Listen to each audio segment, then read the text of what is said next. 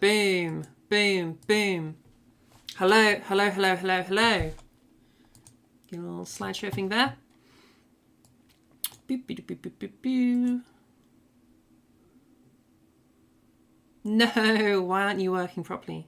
Why does everything go wrong?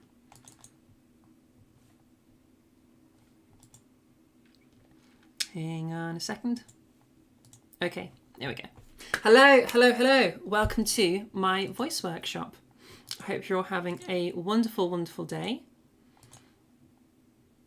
Boop. Do that. And there we go. Okay.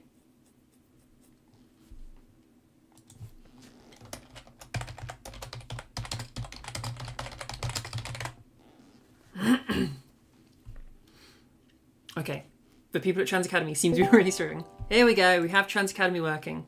Okay, wonderful. Look at all these people coming in. You're literally just in time. We're about to start Trans Academy. Just to check real quick, Trans Academy, can you hear me nice and clear? Yes. Yes. Yep. Yes, we can. Loud and clear. Good, wonderful. Okay, I'll give a disclaimer once again. We are currently streaming to YouTube. As you can see the link over there somewhere. YouTube can hear you, but they can't see you. So just do be aware of that if you plan to join in VC. That will be the case for the duration of this workshop. And then at the end, right after the stream is completely finished, then I'll stick around a little bit just in the VCs if people have questions if they didn't want to say it while live.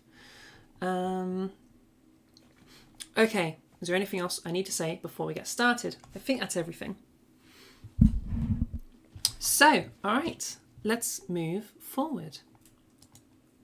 So, in terms of workshop rules and how the workshop works and the etiquette and all of that sort of things, essentially, it's just a matter of being respectful to the learning environment and being respectful for the other people learning.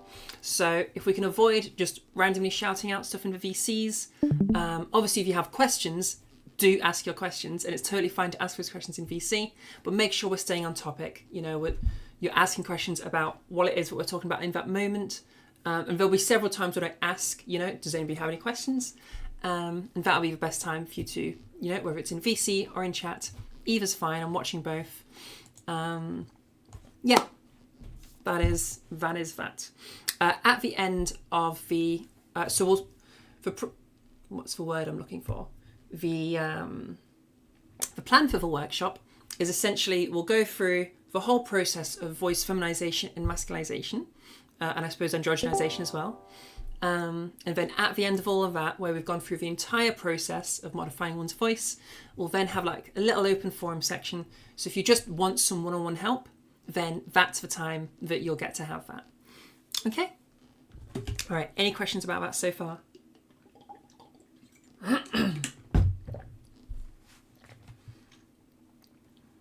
If you ever find that you're not following or you're struggling to follow, do ask questions. Questions are so, so important.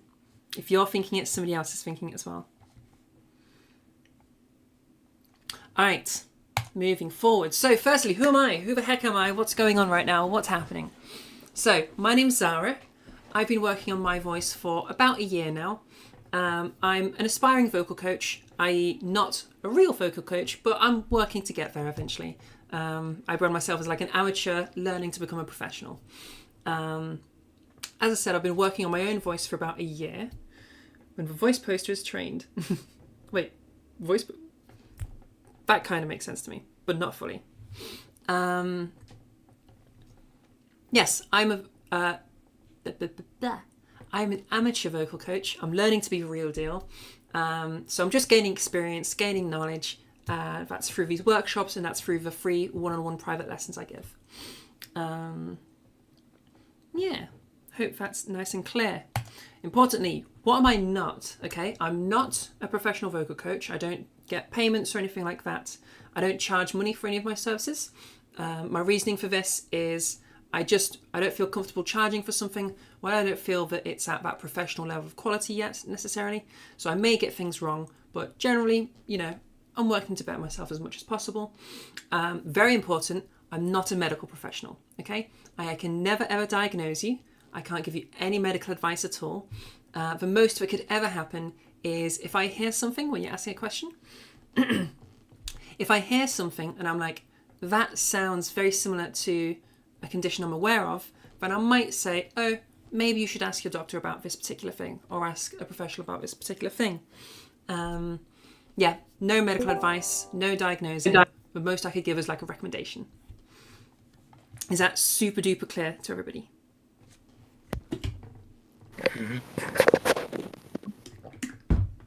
Okie dokie. Yeah. All right, so let's talk a little bit about maintaining our vocal health, because this can be quite useful throughout our vocal journey, so you can, one, just be able to practice more often, and two, just keeping things sort of nice and flexy and just good for training. I've got like a throat that is just not clearing right now. So, important things for you to be doing to maintain your vocal health. Hydration is going to be basically one of the number one things. Your vocal folds are quite delicate, and the whole thing needs regular hydration. This is going to help you maintain mucus levels, like proper mucus levels. It's going to help you to be a little bit more like nimble. Things will just move more easily when you're not dehydrated. Things like scratchy throats and stuff like that is going to be reduced a bit when you're hydrated. Everything's just going to work better when you're properly hydrated. I recommend drinking 2 to 2.5 litres a day. For the girlies on spironolactone, you might need a bit more than that because obviously you're peeing out quite a bit more. Yeah. Another important thing is to make sure you're staying relaxed. Okay. We don't want any strain or tension coming into our voice because that's just going to lead to vocal injury. So we really want to keep things nice and relaxed. Keep a relaxed posture both within your throat and like vocal tract in general, but also just generally, if you're more relaxed, it's going to lead to better like technique. So make sure you're being nice and relaxed as you're going through all of your vocal practices and stuff. Warm-ups. Warm-ups are really, really useful. We'll go over proper warm-ups later. They'll be in the form of semi-occluded vocal tract exercises, or SOVTs. The idea behind them is just to promote blood flow to the area and to stretch things out a little bit. By promoting blood flow to the area, you have basically any resources that are needed. Your blood is what provides those. It's going to help with hydration. It's going to help with maintaining mucus levels. So like if you've got too much, it'll help you get rid of that. If you've got morning voice in that moment, and I'll talk about that more later, but it'll help you deal with your morning voice. And it'll just help you avoid injury. Warm-ups, it's just like doing sports. Warm-ups are always going to be good. I would say it's especially the case in voice stuff because we're working with delicate muscles. We want to keep things, we want to keep things in a nice and healthy state. So things to avoid. These initial ones aren't like a super big deal. It's just worth thinking about them in terms of your voice work. So spicy food, the capsaicin, is that right? Yeah, capsaicin in spicy food, the things that give them their spice, can irritate the vocal folds a little bit. Yeah, they can irritate the vocal tract a little bit. Not a huge deal, but don't have like a cherry right before doing your voice work. Make sure there's like a decent gap there. If you're having like 7 Scotch bonnets a day, then maybe lay off a little bit. But yeah, so they may cause a bit of coughing, a bit of irritation. So just, keep that in mind if you're planning to have spicy things in your day. Maybe don't do it right before, or don't do training right after it. Okay. Caffeine also irritates the vocal tract, as well as dehydrating you. You'll notice when you drink a lot of caffeine, you're peeing a lot. This is going to dehydrate you, and it's all the stuff we talked about earlier. All of those useful things about hydration, you're going to not have any of that. So caffeine, again, just keep in mind hydration levels. Sugar, also, it just dehydrates you. There's no irritation, it just dehydrates you. So all of the hydration stuff. Smoking and vaping, I don't need to tell you, you know it damages the vocal tract. Everybody knows this by now. So just keep that in mind. It's not to say that you cannot feminize or masculinize your voice as a smoker or a vapor, but it's going to make things a bit more difficult. I know professional vocal coaches that when they first started, they were heavy smokers, and they still managed to fully feminize their voice while being a smoker. So it is possible, but you're adding an extra barrier. So just make sure things are in moderation and keep that in mind, you know, in terms of scheduling your day, in terms of practices and stuff. Dairy promotes mucus production. Earlier I've mentioned how maintenance of mucus production can be a good thing. However, we want optimal mucus levels, which is what hydration and soft teas are going to give you. Dairy is just going to make you do more, even if you don't need more.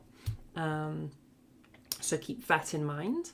And yeah, those ones that I've just covered, that 5, I guess smoking and vaping is more of a deal, but certainly the dairy, the sugar, the caffeine, the spicy foods, not really a huge deal. Keep them in mind, and if you're having problems, look out for those. But they're not gonna be a big issue, hopefully. What is more of an issue is these next 3: straining your voice, if you're experiencing any pain or discomfort, or if you're experiencing tension. Firstly, it's bad technique. You're not going to produce the sounds you want via any of those things. You'll always end up producing a weird sound. So it's not going to get you results anyway.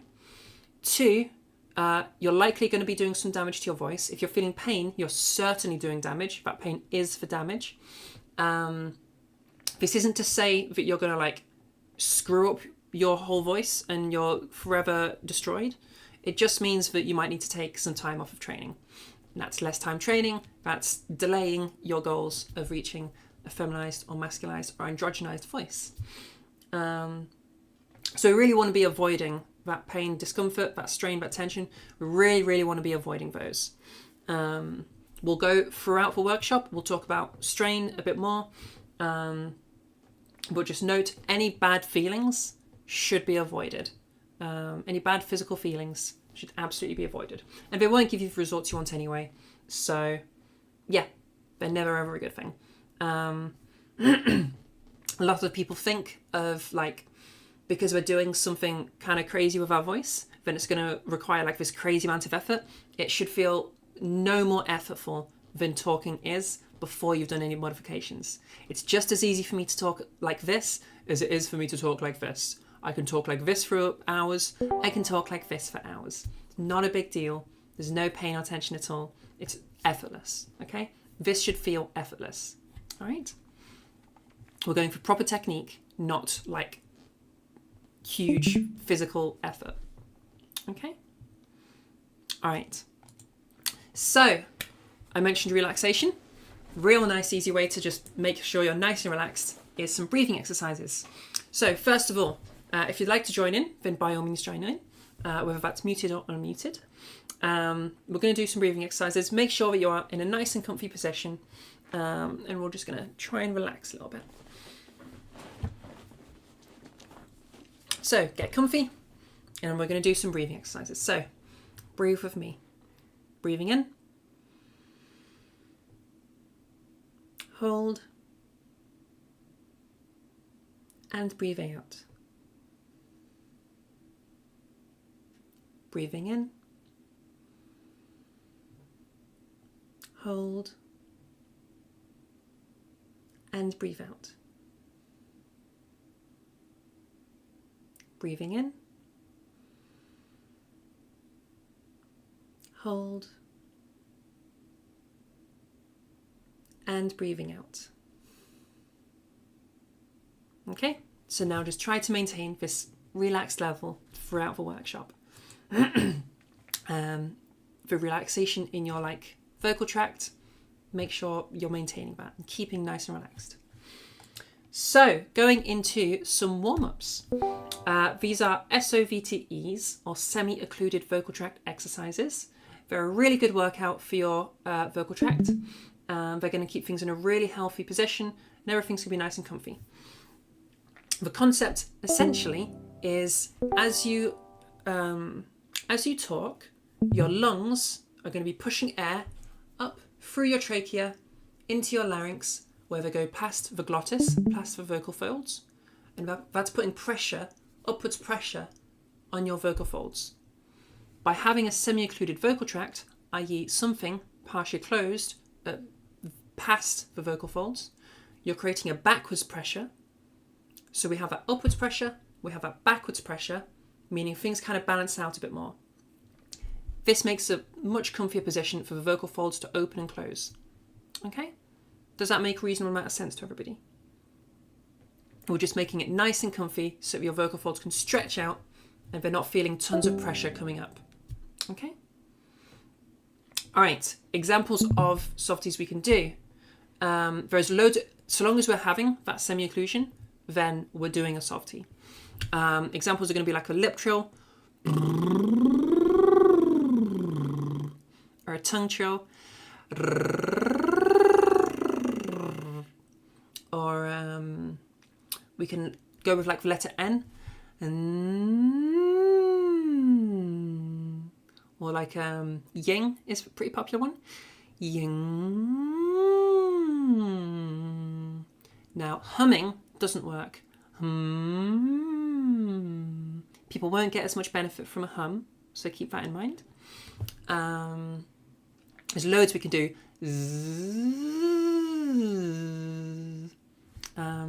Anything like that will do totally fine.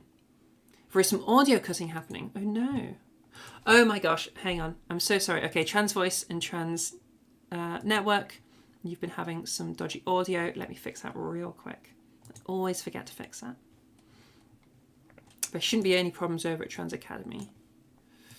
Okay, Trans Network. Sorry, Trans Voice, you are fixed.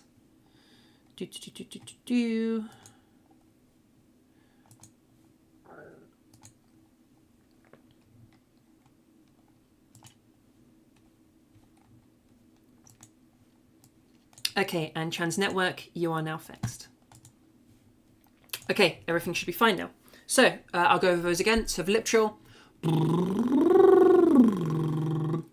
or the tongue trill, or the letter Z, or letter N, ying, ying. All of those are different options you could use. As I said, humming isn't going to be quite so useful. I think that makes it reasonably clear.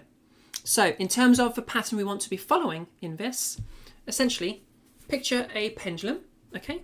Pendulum sort of, you imagine it sort of starts and then it slowly trickles off, yeah? We want to do the reverse of that, where we start small movements and we slowly move further and further in our pitch movement, okay? Till we hit the ends of our pitch. Are these tongue trills with the front or back of a tongue? A tongue trill is the front of a tongue, I believe. Basically, the posture that you use for curling an R, that's what you're doing for a tongue trill.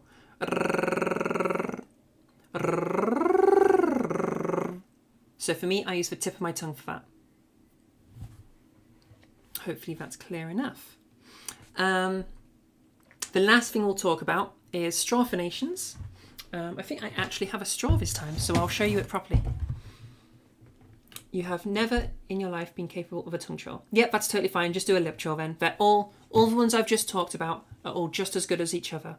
My favourite is the lip trill. It seems to be the most easy thing for most people. But if you can't do a lip trill, I usually find if you can't do a lip trill, you can do a tongue trill. If you can't do a tongue trill, you can do a lip trill. So, no audio? What do you mean no audio?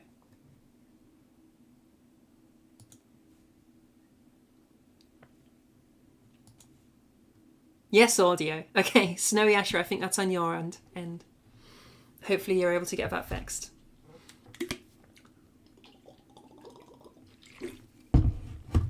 So, last thing we'll talk about are straw phonations, and then we'll give all of this a go, okay? For those that have them, if you have a straw, then this is probably, straw phonations are like the best softie. For reasoning being, instead of doing that semi-occlusion, we're using the water to provide our back pressure. Water will always give you the perfect back pressure. So, straw, you know what a straw looks like. Dunk it in about that far. You'll be able to get a feel for it as you're going. Snowy Ash, I can't hear anything. Hopefully other people in chat can help you. I don't know. Oh,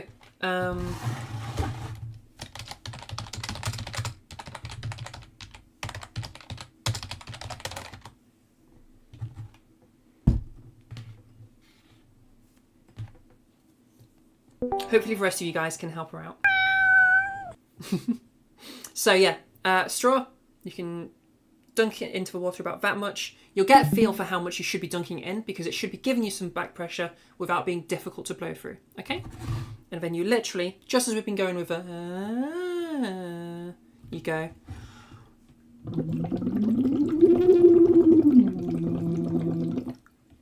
Yeah?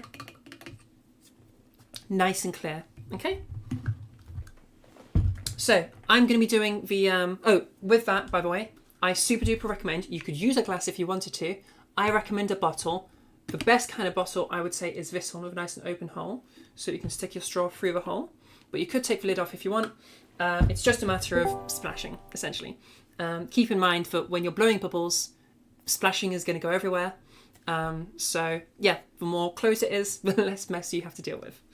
Yeah.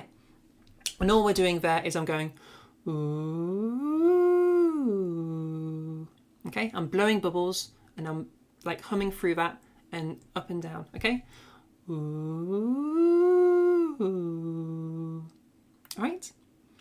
For most of you though, the most convenient thing is going to be the lip trill. Straw phonation is the best in terms of quality, but we don't always have that set up with us. We always have our lips or our tongues. So let's do a little trill. You can either do a lip trill or a tongue trill, whatever you fancy. Or I guess a ying or whatever. So let's begin. We're going to be doing small movements and slowly building up. All right? But you can just do as I do and follow my lead. So.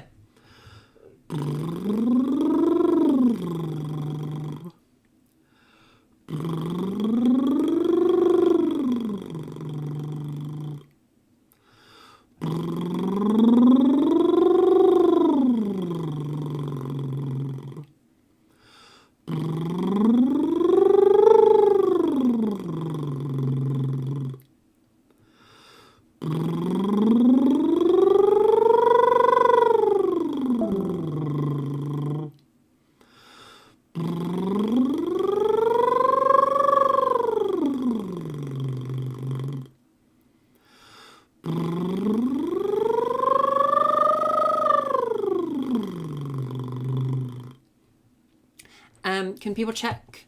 Can people help Snowy Asher check if she has just everything deafened next to like where turning off mic would be? Okay, let's check that. We'll keep going.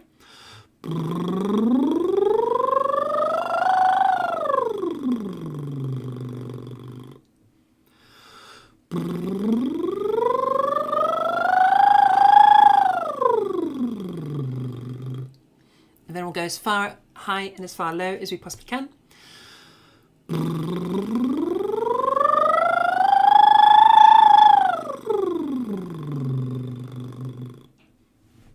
How do you get the trills to be able to change pitch? No, not more air. It shouldn't require any join. Sorry, that's me reading as I'm talking. That shouldn't require any changing in your airflow. You should be able to just regulate a constant airflow. You're going to change pitch just the same as you would normally change pitch. The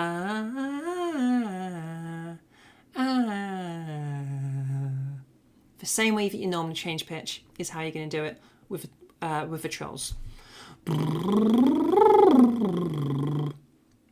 Or like with humming. We're not going to be doing humming here, remember?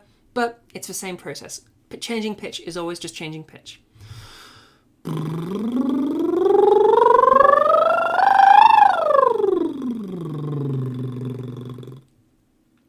Okay, and now that we've gotten to the ends of our pitch range, is it normal to have your throat itch during tongue trill? No. What's probably happening is you're forcing that higher pitch. Remember when I said a nice and relaxed posture? We want to keep things really, really relaxed, okay? So you shouldn't be pushing to try and get that extra pitch. That's just going to make things close up and it's going to make things more difficult. Instead, try to keep things nice and relaxed, all right? If you're really struggling with that pushing for pitch and you're finding that that's what you're doing, switch to the straw phonation. Remember, that's just going to be like this. This side.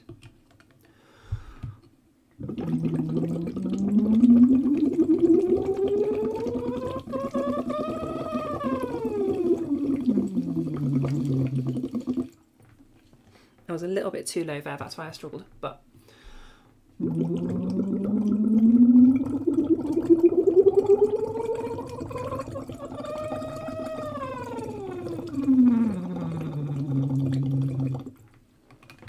that'll help you to just habitually not push as much.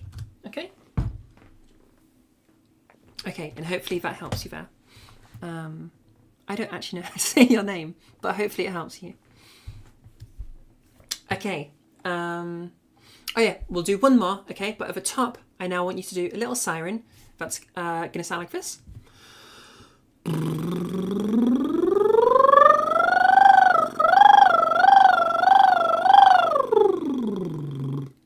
And then the same thing going down.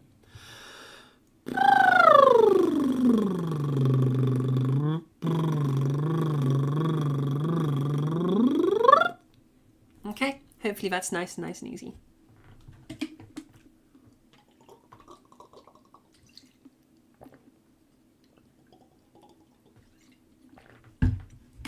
People helping Snowy Asher, maybe check if like the PC is making any sound. Like, does YouTube make sound and stuff?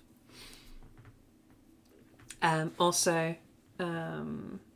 what's the... Oh yeah, tell them to check their volume mixer in case Discord is muted. Okay, moving on from softies, we'll go towards our first gendered modification. So this is the start of us doing our like realsies dealsies stuff. Okay. Is it normal if when your pitch goes either too high or too low, the trills do not trill? If that makes sense. It does make sense. What's happening there is you're probably not as relaxed as you need to be. So try to make sure things nice and relaxed, and try to make sure your airflow is just like the same throughout. Okay? You're probably getting some wobbly airflow once things get a bit difficult for you. All right?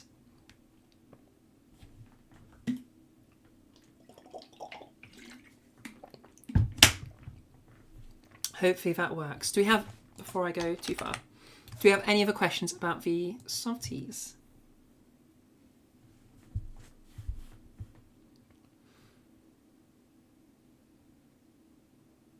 Oh, the green thing isn't there for you. Yeah, probably try restarting Discord or restarting VPC or something. You dropped the straw in the bottle, now it's stuck. I can't help you with that one, I'm afraid, Red. You'll have to figure that one out on your own.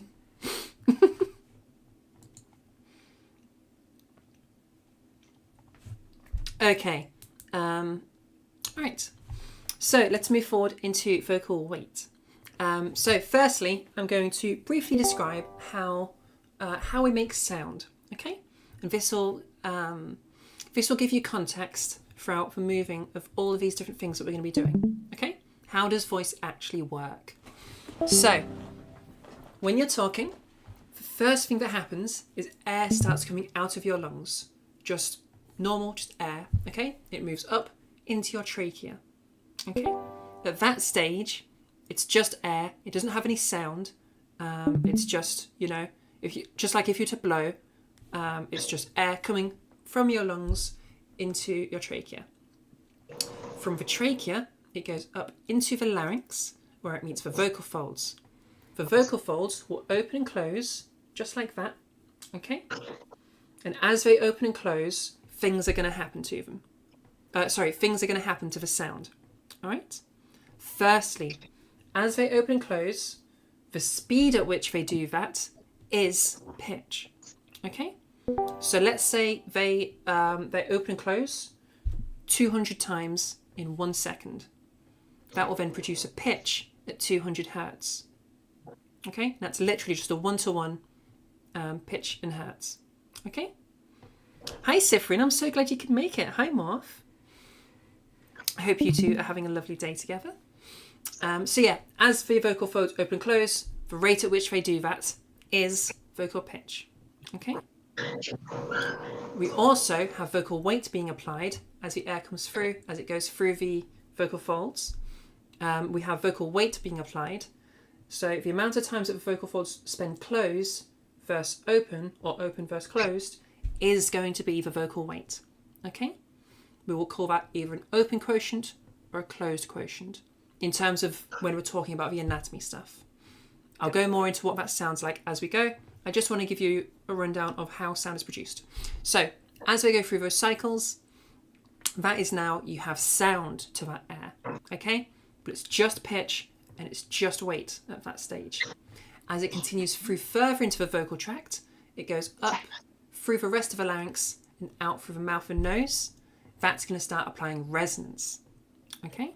So we have that power as the air comes from our lungs into our trachea, up through the vocal tract. We have the source of the actual sound itself, as the vocal folds open and close. And then we have that sort of filter being put on that sound as it bounces around your vocal tract. Okay? Hopefully that's nice and clear. And as we eventually get to the mouth, we start doing things more with resonance, where we like change the weights bouncing around our mouth to produce different words and different articulations. Okay? So that is the entire process of talking. Now, moving into some of the gendered stuff we can be doing. So, vocal weight, I mentioned earlier, we have an open quotient, where it's open for longer than it's closed, or the closed quotient, where it's closed more than it's open. That's the vocal folds. In terms of what that sounds like, okay, this, right now, I'm talking in a lighter vocal weight with that open quotient. Right now, I'm talking in a heavy vocal weight with that closed quotient, okay? Can you all hear the difference in these two sounds? This sounds kind of buzzier. It sounds kind of rougher. It sounds more annoying. It's more in your face, more intense. Yeah? If I drop it down over into my darker, more masculine area, okay? This, you can hear I've got like a lot of buzz right now. But if I go over here, I don't have that same buzz anymore. It sounds much gentler. It sounds much softer. It's much lighter. It's got that open quotient. Does that make sense to everybody? So do we understand the difference between this sound and this sound? Or this sound and this sound? Yeah, that makes sense to everybody.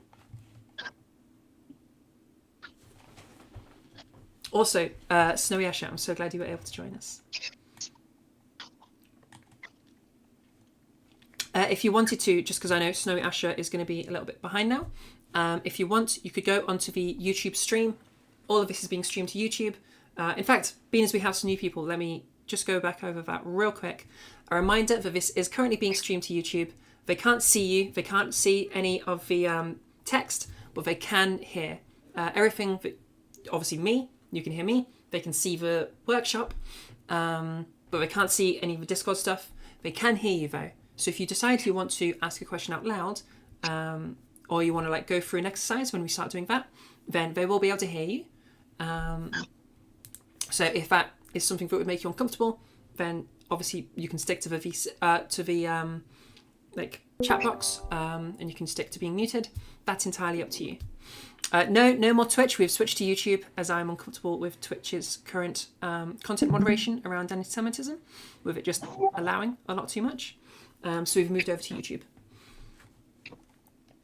So vocal weight. Let's give you guys a go at your first little gendered modification. Oh, trying to distinguish vocal weight. Are you still supposed to feel the vocal folds move when going lighter or heavier? No. So everything I just described about the process of speaking, you shouldn't be trying to feel for that. Okay? I don't think you can't feel your vocal folds at all. But yeah, you want to be focusing on, we're going to do some exercises where we're going to play with the sound itself. Okay? So really listen to the sound and get a good understanding of that, and that's what you want to be mimicking. Yeah, by all means, the workshop will stay up forever now. So go back over it and re-listen as often as you need to.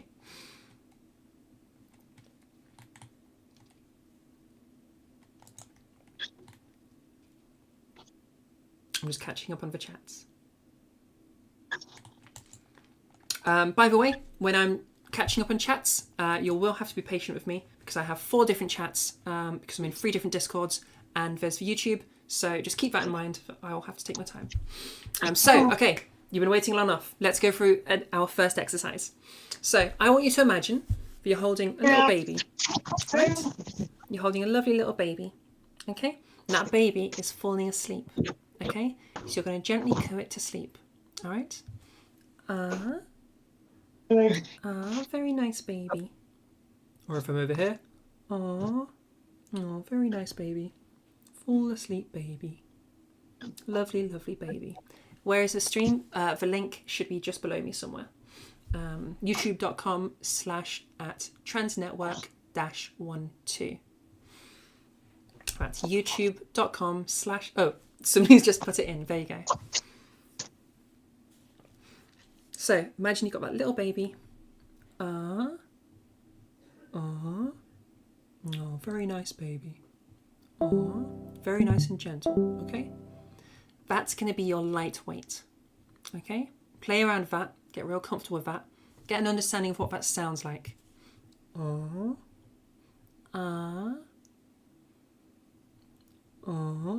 Very nice baby. Okay, that gentleness. Now we're going to move into a heavier kind of area. Grab a plushie to cuddle, absolutely. Now we're going to move into that heavier area, okay? That baby, it's just thrown up on you. Gross baby, okay? Or, gross baby, no, that's so gross, okay? Think of the difference between those two sounds.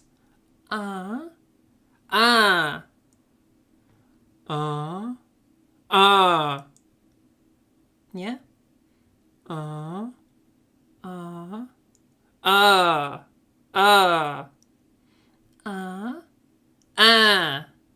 Those are our two sounds, okay? That's our light and our heavy. Does that make sense to everybody? Yeah?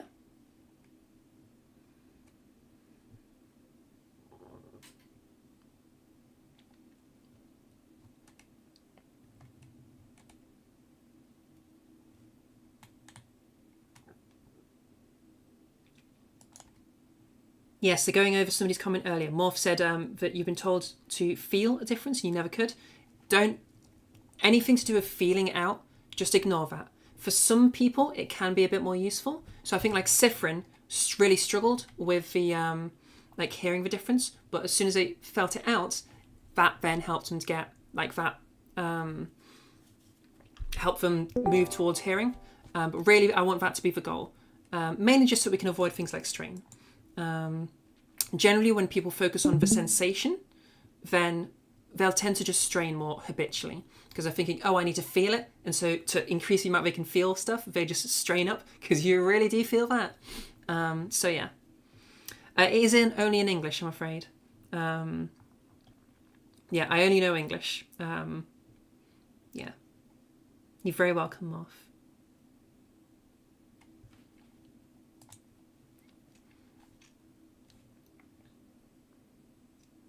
So, once more.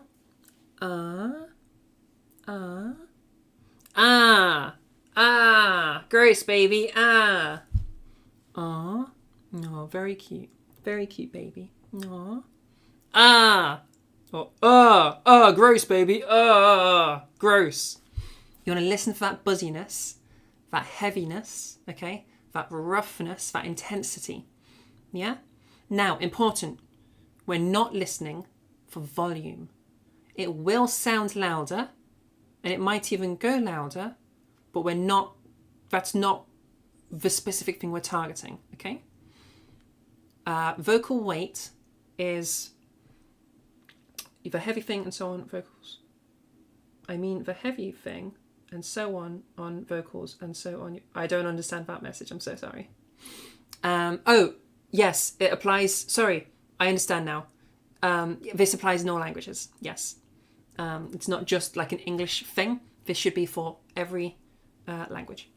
In terms of how masculine or feminine something sounds, that can vary from culture to culture a little bit, but generally speaking, it's always going to be that they are a little bit lighter or a bit heavier for like feminine versus masculine. But how much so is going to vary from culture to culture. So like I know a lot of Latino or Hispanic speakers, feminine speakers can be much heavier. Like you might hear it as a heavy vocal weight, but they're just, all of their voices are just way heavier. So yeah, keep that in mind. Listen to the women around you, listen for that vocal weight, and that'll clue you in on what you want to be targeting or what you want to be aiming for. Either way though, everybody should be learning this skill. Here in Norway, it depends where you live in the country. Yeah, absolutely. Should we be cognizant of not letting heavier weight be louder in volume and try to keep the levels consistent to isolate the contrast in our vocal folds? So it can get a bit louder, but don't go way louder, if that makes sense. I want you to be able to move your weight more than your volume. Yeah? So your volume's going to move somewhat, but I don't want it to move as much. All right? As I was saying, vocal weight increases your perception of volume. It makes things sound louder, even if they're not. And it's closely tied to volume. So you need a bit of extra volume, just a little bit of extra volume, to increase your vocal weight. You need a little bit of reduced volume, just a little bit, to get that lighter weight. Vice versa, if you're trying to get louder, you need a little bit more vocal weight. If you're trying to get quieter, you need a little bit less vocal weight. But I want you to be able to target these things disproportionately. You should be able to get quite a bit louder with just a little bit of vocal weight, or quite a bit quieter with just a little bit of vocal weight. And vice versa, you should be able to move your vocal weight quite a lot with just a small movement of your volume. Hopefully that's clear enough. Hopefully that makes sense. What you do notice is that when you're doing the low weight voice, your Adam's apple retracts. So that's a different thing. We'll go over that next. Is it possible that trying to change vocal weight can change your pitch? Is there any way to avoid that? Excellent question. So vocal weight is also super closely tied to pitch. Now you can pretty heavily dissociate the two. You can move your weight entirely independently of your pitch, but you can't move your pitch entirely independently of your weight. So listen to my voice real quick.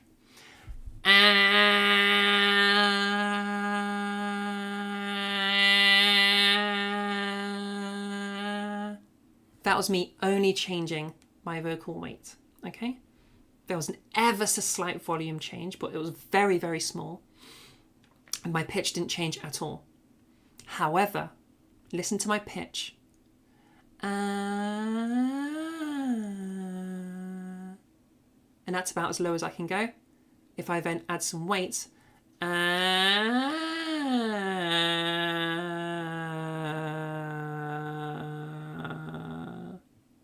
can get quite a bit lower. Vocal weight, you need a bit of vocal weight in order to go to a lower pitch. It's also easier to go to higher pitches with a lighter weight. Okay? Hopefully that should be nice and clear.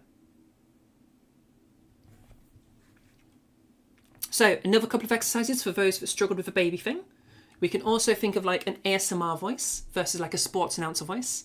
So imagine like if I'm kind of talking like this is my softly spoken ASMR, and I'm going to maintain this really, really gentle, really, really soft kind of a voice. Remember, we don't want the listener to have any big, intense anything. That's going to be really like jarring for them. We just want a really, really soft, really, really gentle kind of soothing thing. Okay? So soft, gentle, soothing. And then on the other end, okay, imagine you're a sports announcer, okay? Like the dude on Wii Sports, okay? Sports announcer wants to be intense, he wants to be in your face. Yeah, it's sports. Heck yeah. Can you hear the buzziness in my voice? Nice shot. Strike. Batter out. Okay? Hear that buzziness that's now entered my voice because I'm being really, really intense right now. Okay? Or if I go back over to the male, we have that nice and gentle, okay, softly spoken ASMR kind of a thing. Or at the other end, we got, hey, batter out. Baseball, things to do with sports. I don't know anything about sports, but things to do with sports. Hells yeah. Do you hear that buzziness, that roughness in my voice there?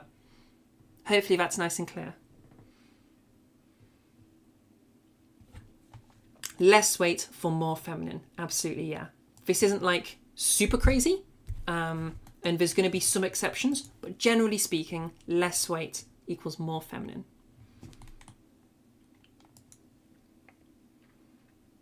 How do you change for business? Do you mean buzziness? The buzziness is the vocal weight, okay? I'm using all those different words to just clue into something that clicks for you. So you can describe this with any word you want. Generally, our universal word that everybody uses is vocal weight, but we can describe vocal weight as like sounding like different things. It can sound buzzy, it sounds kind of intense, it sounds rough. These are all words to describe the same thing.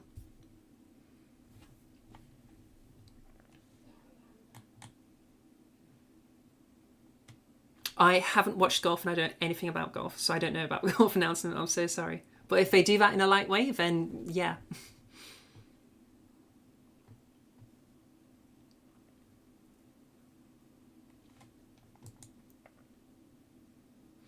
Is it possible for trying to... Oh, I've already answered that. It's like they're quieter, almost to a whisper when golfers are putting. Okay, yeah, that's probably very light then. They do very quietly because they don't want to disturb a golfer's concentration. Almost certainly then, that's going to be a lighter weight. It's not very gentle, it's not very soft. Yeah. Okay, the last thing, if we're really, really struggling with our vocal weight, this is only going to work for feminizers, I'm afraid. But something that you can do just to force your way into a lightweight is we can use the yawn, okay? So if I yawn, this puts me straight into this kind of a voice. This voice is very light, it's very soft, it's very gentle, but as you can hear, it's very dark, okay? So it will always have... I can't do that without constantly yawning, so bear with, I'm going to be yawning a lot during this segment because I literally can't do this voice without yawning. But yeah, it's very, very light and gentle. Obviously, if you're trying to masculise, this isn't getting you to the right end. You probably already know how to be light. But if you're trying to feminise, then it'll help you plug in. Okie dokie. How do you speak louder than normal? Yes, so if you're going a bit louder, then we're going to add a little bit of weight to help us get louder, but not very much.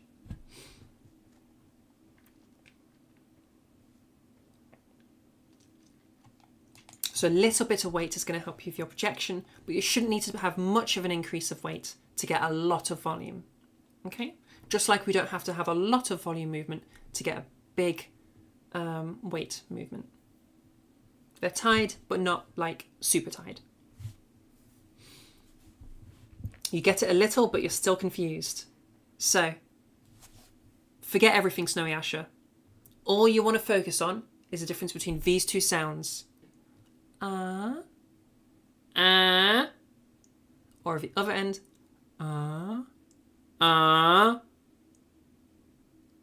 Do you hear the difference between those two sounds? Because if you can get that, you can do it.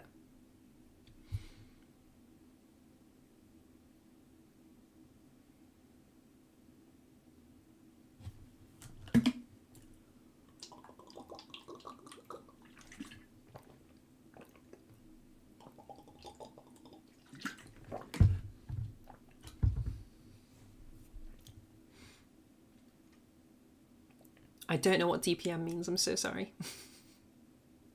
Oh yes, also remember to hydrate. Drink water, peeps.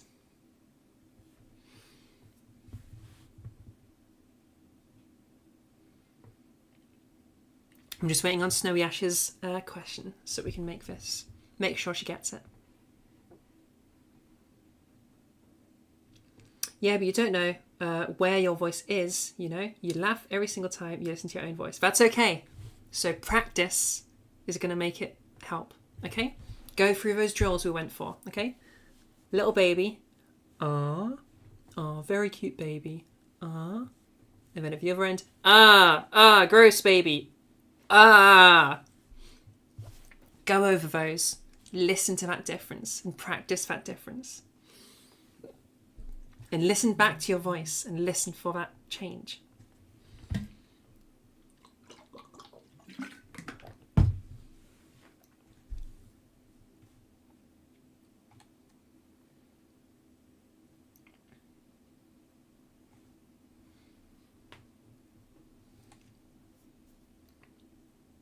Is it normal for you to get a bit breathy towards the end of low weight? I'm so glad you asked that question. That's a really common mistake people make, where they'll go breathy instead of going light.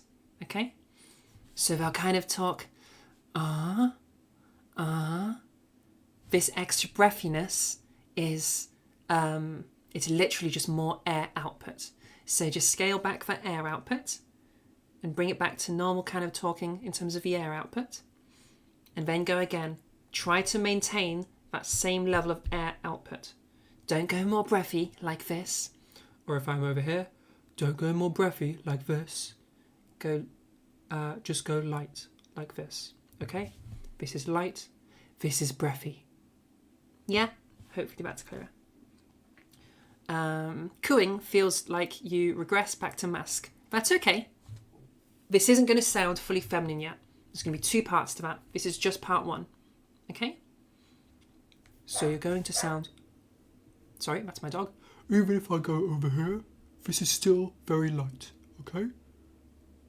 That kind of hollow sort of a sound is quite light.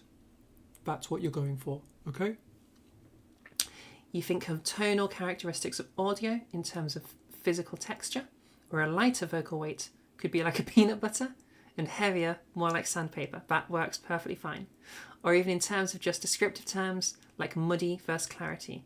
What would you like to use? Yeah, so descriptive terms I usually go for are like that buzziness, or like softness. Mnemonics help a lot. Absolutely. You think you have just that, but you can't... Hang on. I think I have just that, but can I get a voice massage to the voice training channel and have people give you tips? I'll be honest, I didn't understand that message, Snowyasha. I'm so sorry.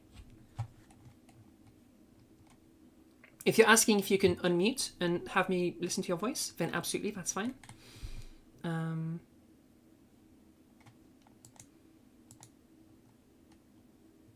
Or yeah, if you wanted to like send like a little sample into the chat, then that's also fine.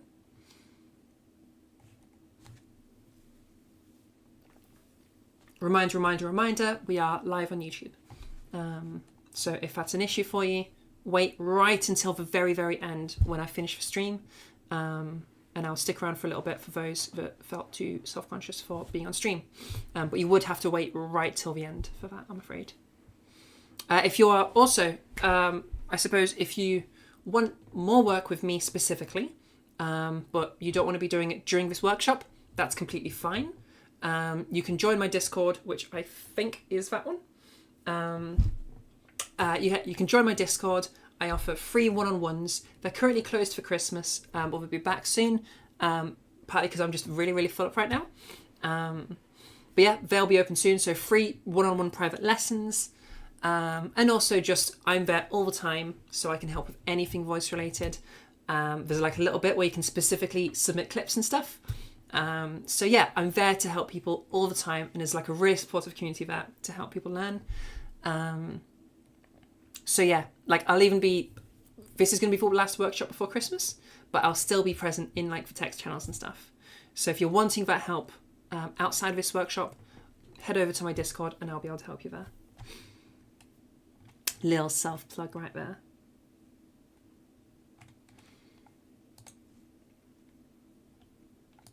You had to walk your dog. What are we doing? We're currently on vocal weight.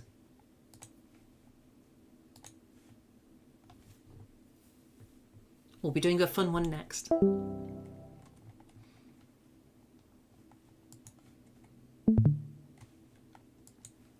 I'm just waiting on the question being typed out by Snowyasha right now. Yeah.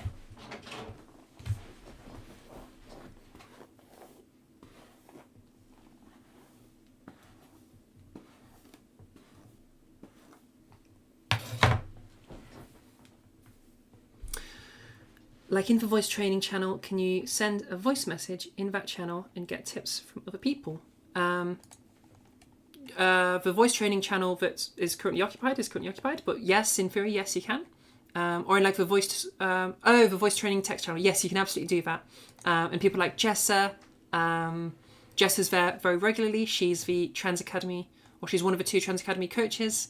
And there's lots of people that can help you in general. Sifrin is a really good resource. Winter is really good. Lixie's really good. Sifrin helped me with the names of people. I'm going blank right now. Azra's really good. Oh yeah, Kate is really good as well. There's loads of really, really helpful people in there. So absolutely throw something in voice training within Trans Academy's place. Obviously, Trans Academy is not my Discord. I just happen to be here. But there's going to be loads of people that can help you out there. So I don't take DMs, I'm afraid. But there might be other people that do.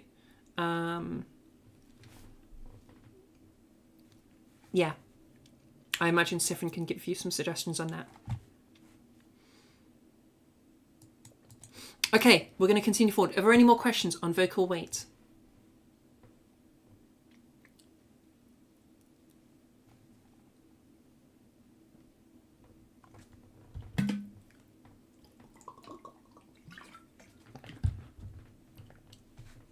Okay, if there's no more questions there, then I will move forward. So, our next big gendered thing. Okay, we've been over vocal weight. Now we're going to go over size and resonance. Okay, so I mentioned earlier, we have our power coming up through our lungs with the air coming up.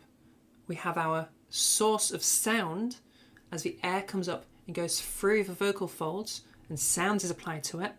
We're then going to talk about the filter, the resonance change, as things rattle around through your vocal tract. Okay? We have, okay, here's like the best demonstration of what resonance is. So, this is my ukulele, okay? The way a ukulele works is you pluck a string, okay? That string effectively acts as your vocal folds with the, as they sort of wiggle, as it wiggles around like that, it sort of like vibrates like that. That's applying a pitch, okay?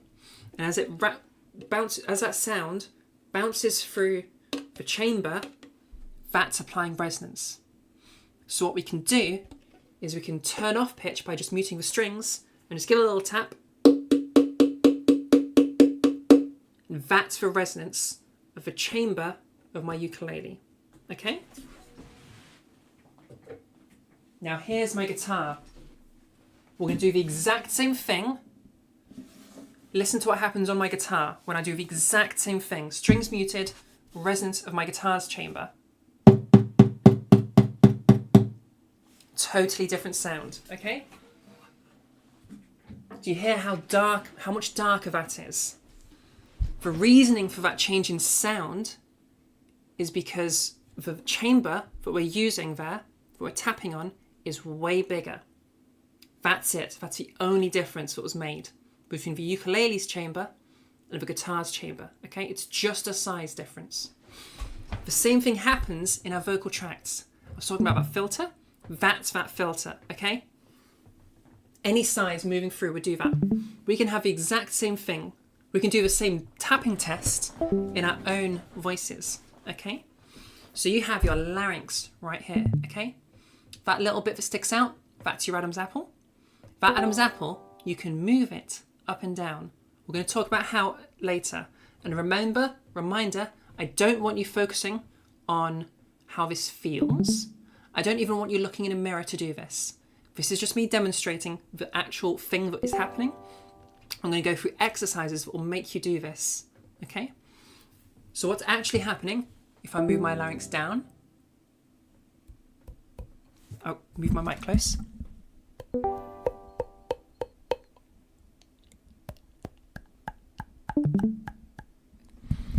Did you hear that difference? Did that come through okay?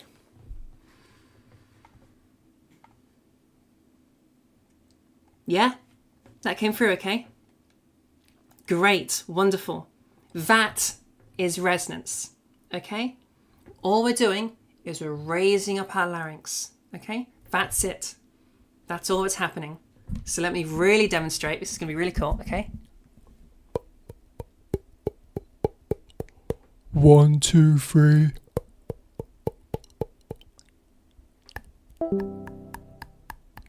One, two, three. Ah. That's it. That's all we need to do, okay? In terms of how to do this, all right? I know, shocking, crazy. Let me just read through chat real quick and then I'll tell you how to do that.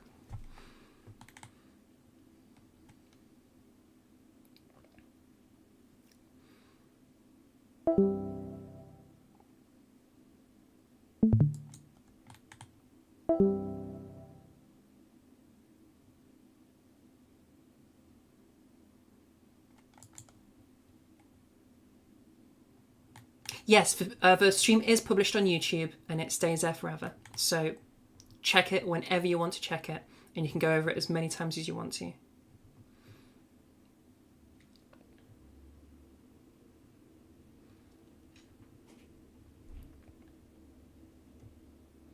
You'll be heading out now? No worries. Well, hopefully that helps you to get started.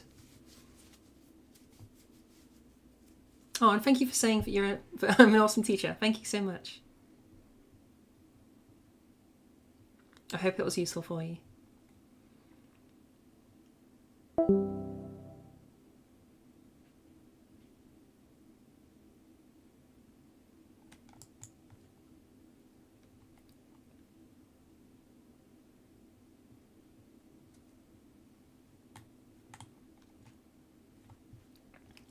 Okay, oh, what just happened there? Okay, doesn't matter. Okay, so let's give a go at how to do this, all right? I want you to imagine that you're a really big dog, okay? Like a Labrador or like a German Shepherd, something like that, okay? And I want you to pant like you're that really big dog, okay? Okay? Now I want you to do the exact same thing as a small dog. Okay? And now we move into phonation. We move into talking, okay? 1, 2. 1, 2.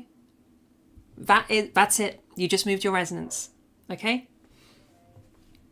Do you need a mic or is this just fairy? You can do this muted. Follow along with the exercises. You don't have to participate in a group setting. But we're going through exercises so that you can, in real time, do this and like do the practical stuff as well. We're going to go over theory and practical.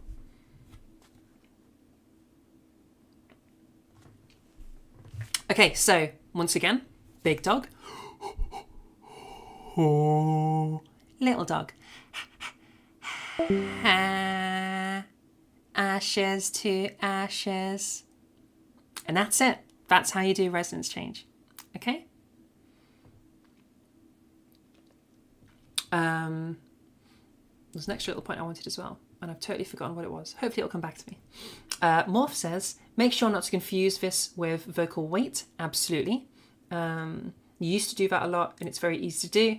These are separate isolated pillars of modulation. Yes, so this is a completely separate thing to our vocal weight.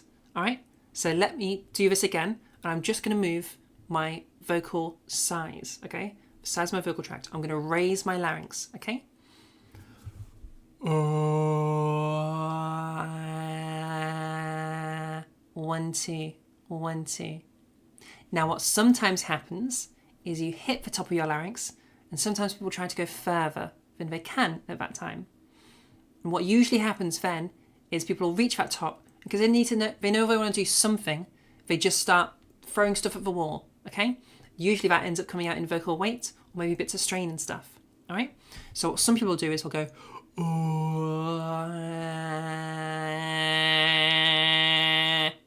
because that extra weight kind of sounds like there's an extra resonance thing going on, but it's not. It's a red herring, okay? So make sure we don't sound like this. We sound like this, okay? Because we want to scale back that weight, yeah?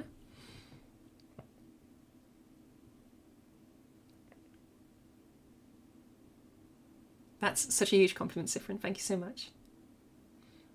But yeah, you are absolutely my inspiration. You missed the vocal weight part. Oh no. Okay. Go over to YouTube. Move to YouTube. With YouTube, you can rewind and then put it on like 1.5 speed, so you'll eventually catch up. That's my advice for you there, Grace. And I'm looking at the YouTube chat as well, so you can use that as well.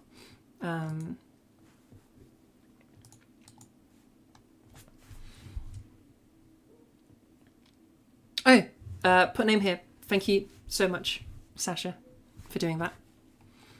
Okay. First of all, let's get some of those questions about resonance going, because I know you guys have questions, so make sure you ask them. Does big dog help with feminizing, or is it just for masculizing? Big dog will help you masculize. Little dog will help you feminize. We want that brighter resonance for that feminized. We want that darker resonance for masculizing. Okay? How do you tell when you're mixing vocal weight and resonance? Listen to my voice. Listen really carefully to my voice, okay?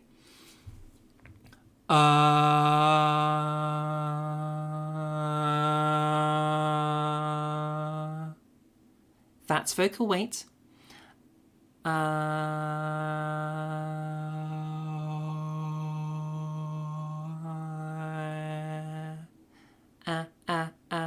This is vocal resonance.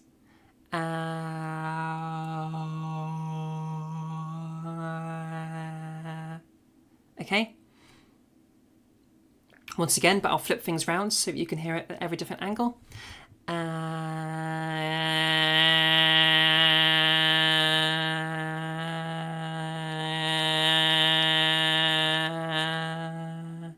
That's vocal weight.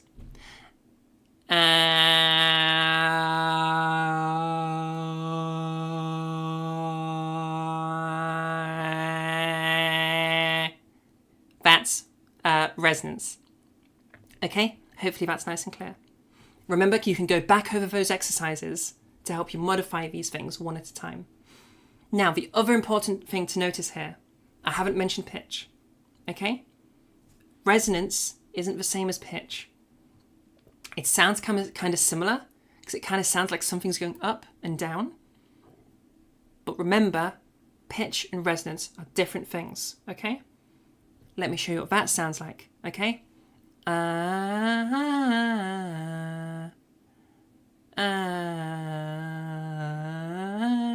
This is all pitch moving up and down. It's doing some things and it's moving like this. Pitch can become a melody. Resonance kind of can't. Okay? So this is pitch. This is resonance.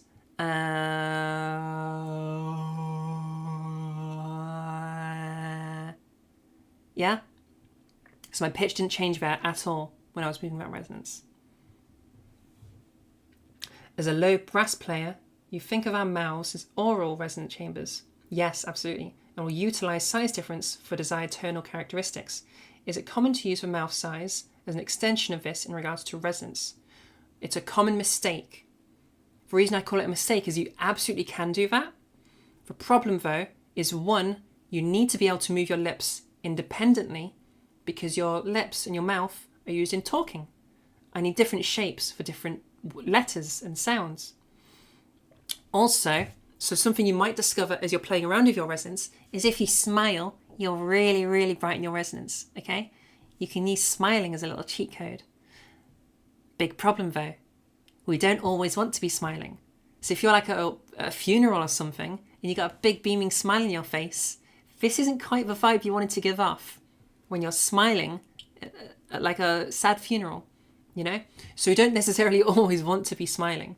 We want to be able to make different facial expressions, and that's going to involve lip movements in different environments. As I said, different words. It's like an E. E is much brighter than like U, but we still need to be able to use U, okay? So if we stick to our larynx, that is going to be the one thing that we can move independently that won't affect anything else. All right? You're so very welcome, Morph. So you'll notice that I've got R1, R2, R3. R1 is going to be our larynx. R2 is going to be our mouth. R3 is going to be our lips. All of these can be changed to change with resonance. These are like the chambers that exist. These can all change with resonance. The problem, though, is we need R2 and R3 for other stuff. So we focus on R1 because that one's sort of expendable. Yeah? But it's spare. Going to be interesting to add harder emotions to this. Yeah, for sure. So this is where you've got a lot going on.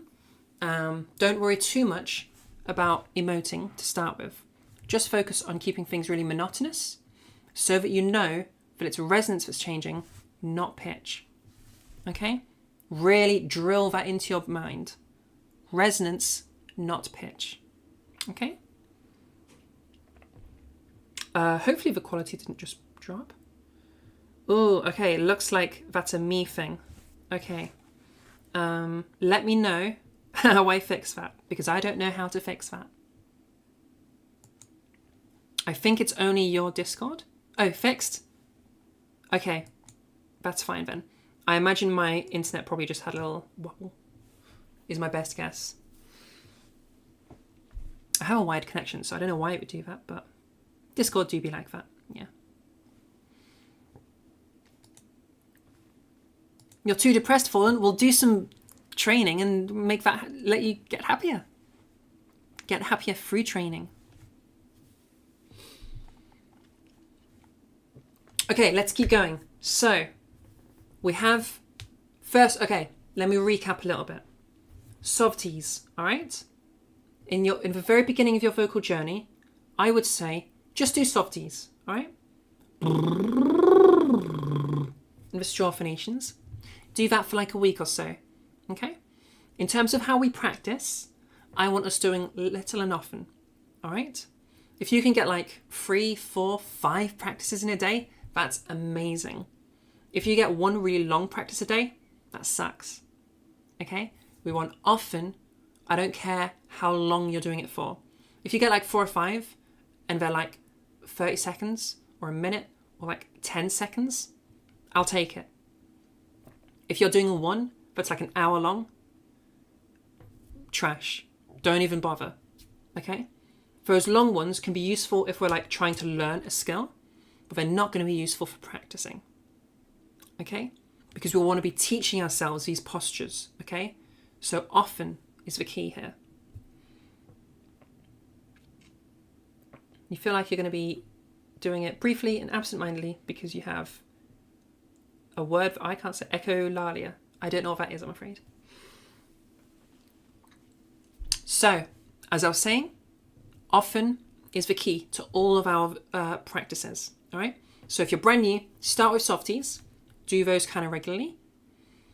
Then, if you're masculizing, start with our size and resonance. If you're feminizing, start with our vocal weight. The reason I say for the masculizers start with resonance is because the one bit we haven't covered there is going back to that yawn voice. If you give a yawn, when you kind of talk like this, this is a really dark resonance, okay? It just plugs you in to dark and light, okay? So for the feminizers, you can use this to get to that light area. For masculizers, you can use it to get to that dark area, okay? So that's why I have it in that order, all right? It doesn't really matter too much in the order stuff, but that tends to help people a little bit. Yeah, making a habit of every day is really, really good. Okay, so again, you do those. Feminizers, once you've done your weight, move over to resonance. Masculizers, once you've done your resonance, go over to weight. Okay? And you want to master both skills. All right? Okay. Quick break. And hopefully that quick break we can, hopefully the quality sorts itself out. Do Do we have any questions about anything we've gone over so far? Yes, take this opportunity to fill up your water. Think of any questions about everything we've gone through so far. And while you do that, I'm going to very quickly pop to the toilet, okay?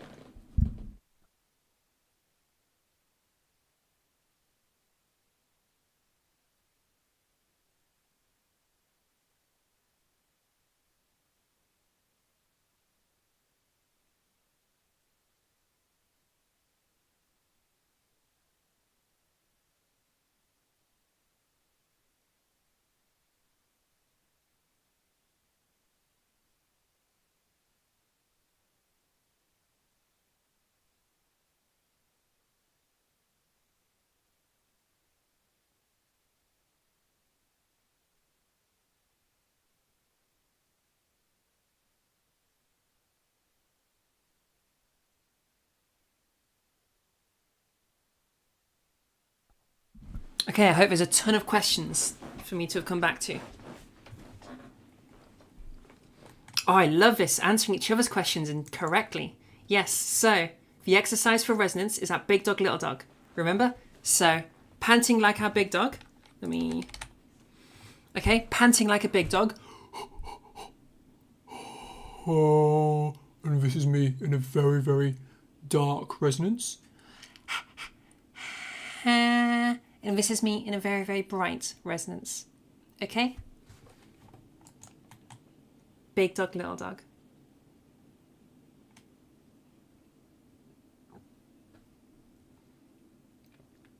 Oh, little extra thing, okay? The reason big dog, little dog works, okay? So, when we whisper, all right, remember I was saying that our vocal folds produce the source of that sound. They add sound into the air, okay? By opening and closing. But what if they just stayed open, okay? If they just stayed open, then the only thing that can modify the sound is going to be a resonance change. It's literally just the air coming through and moving through that pipe, okay? It's like tapping on a guitar. The only thing that's happening is resonance if that stays open. What's really useful is whispering. In order to whisper, your vocal folds stay open, okay?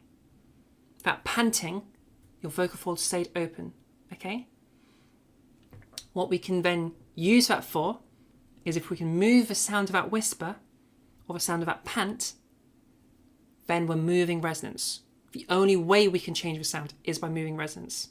So the other thing we can do, but I keep meaning to add into the exercises, but I keep forgetting, is take a vowel, like ah, and move it in the whisper, okay?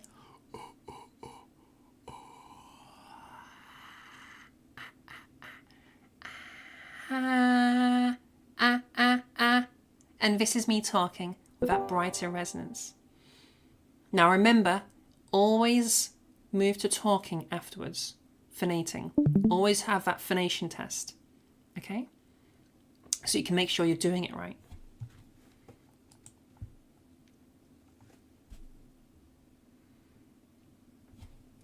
And a reminder, phonation is just normal talking. So right now, I'm not phonating.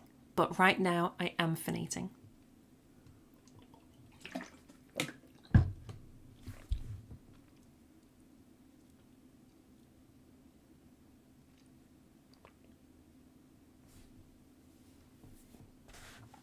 Any other questions? Your throat is starting to hurt. Oh, sinuses are flaring up. I've never heard of that. But yes, you should take a quick break and just listen. I have no idea why sinuses would be flaring up. I don't know what that means in terms of voice. But if you're finding that your throat is starting to hurt, then that means that you've had some strain coming in. This is very common if you're brand new, so don't worry too much. Oh, it's an allergies thing. Okay. If you're having allergies, not the best time to be training. But yeah, if you're having any pain, strain or discomfort, that's something to avoid, scale back. If you hurt yourself a little bit, then just give yourself a break to recover and then you can come back to it, okay?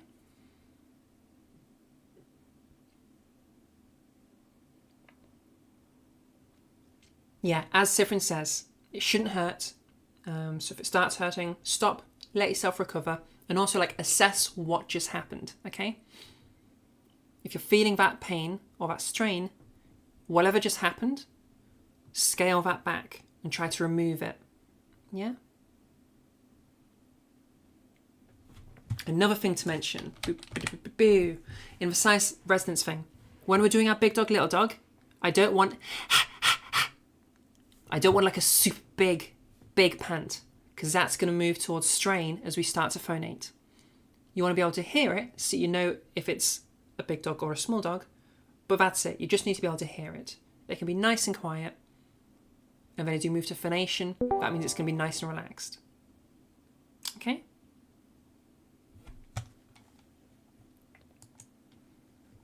Wait, do we have bad things happening in the YouTube?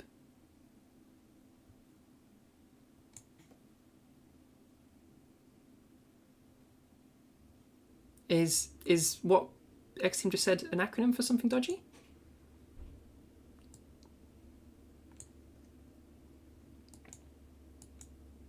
Red, let me know. Am I banning this person right now?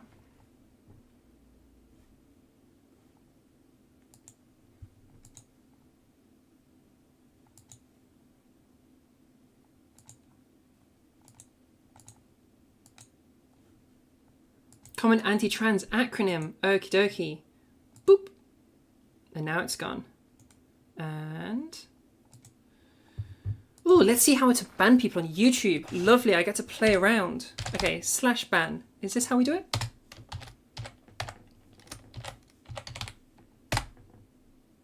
That's not how we do it. How do we do it on YouTube? How do I ban people?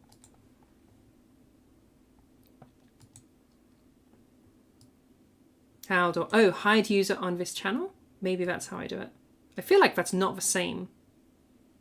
It doesn't sound the same. I want something visceral like ban.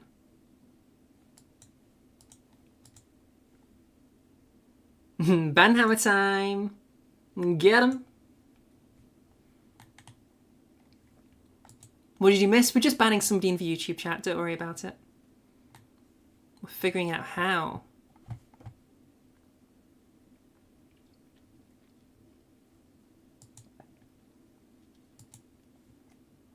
I think it is just hide user on this channel. I assume that's what it is. That's what I'm going to do. The user's messages will be hidden. Hopefully that's the same thing. Oh, put user in timeout. Yeah. How long can I time you out for? Can I just time you out forever? We can do a 24-hour timeout. I doubt if it'll come back. I feel like that's not a ban, but it'll do. Heck yeah. My first YouTube ban. Timeout is a temp ban. Yeah, I know. So how do I ban?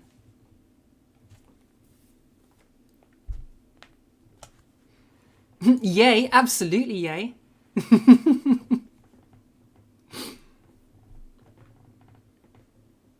I mean, it's timed out for 24 hours, so I doubt they're coming back. Block other viewers on YouTube live chat. Yes, whatever that is. Oh, maybe it's like /block. /block? I feel like / commands don't seem to be a thing here.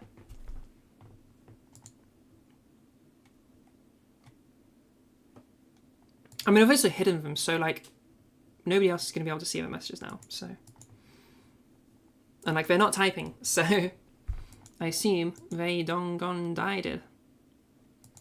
They got the hammer. Click on the 3 dots and click. Yeah, I don't have that. Block isn't showing up. There is no block.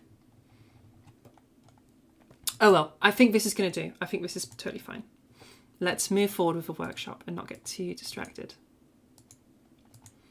So, questions that we had.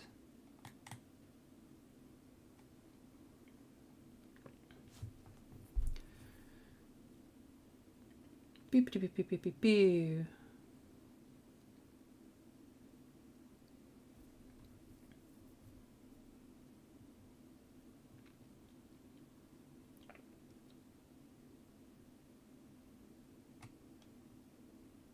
You're fairly new to streaming, and all the people that tune into your streams are great. So you don't know how to ban people. No, it's okay. Don't worry. Don't worry. It's totally fine. Laura, don't worry. I haven't even modded you yet. Let's mod you real quick. Add as moderator. Standard moderator. There you go. And you know what? Kitten, I trust you. You can also have moderator status.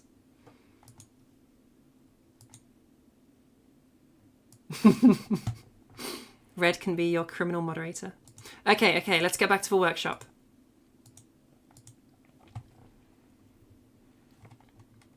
Now there's going to be a mod war. We'll see who wins at the end. Okay, so as I said, that pant wants to be nice and quiet, okay? You still want to be able to hear it so you know like what's happening, but nice and quiet so when we move into phonation, I'm not super strained right now. That's going to be the idea, all right? I would recommend, if you're brand new to size/resonance, stick to monotonous at first, just so you know it's not pitch, okay? Remember, pitch, no, resonance, not pitch, okay? They're not the same thing. All right, does anybody else have any questions about everything we've been through so far?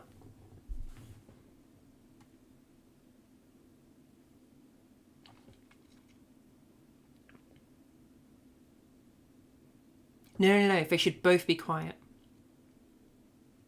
So both a big pant and the little pant should be nice and quiet. Not like super quiet, but reasonably quiet. Just so that you, when you move into phonation, you don't like strain yourself or anything. It doesn't need to change in terms of airflow.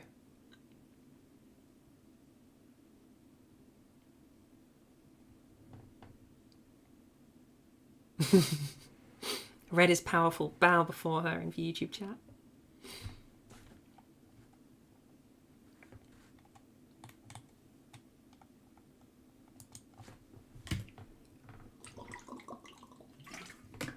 How do you differentiate them?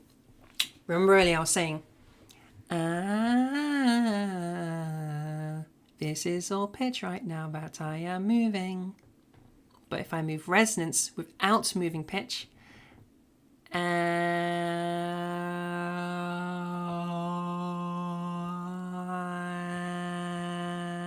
that's resonance moving. Also remember, our big dog, little dog, we cannot move pitch when we're doing big dog, little dog, because anything in that whisper space it doesn't have any pitch. It's like pitchless, okay? That's what makes something a whisper, because our vocal folds have stayed totally open. So that's how we make sure we're practicing resonance without changing our pitch. But remember, whenever you do that, move it into phonated, okay? So if you're doing a, you then need to go ha, or ha, okay? No worries.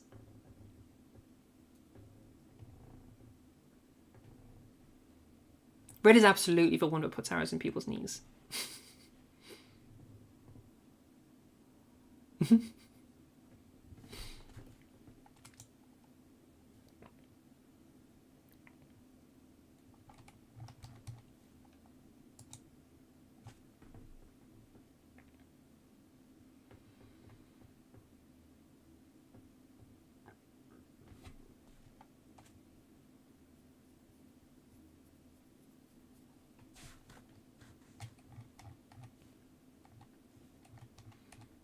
All right, if we have no further questions about everything we've been over so far, I will continue to move forward.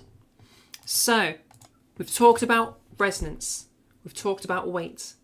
These are going to be our two key things for vocal feminization or masculization.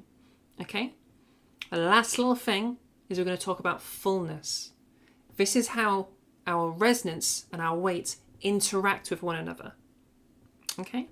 Because you'll notice that resonance change on its own doesn't change with gendering. That weight change on its own doesn't change with gendering. It's as they come together. So if I go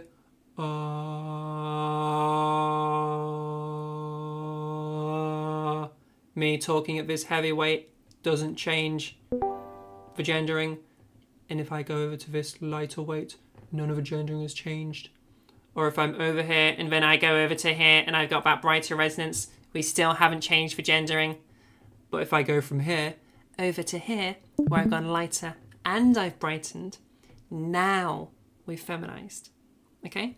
Vice versa, if I'm going over here and I just kind of go over here, it still doesn't really sound like a dude. If I go over here and then I move it over to here, this still doesn't really sound very masculine.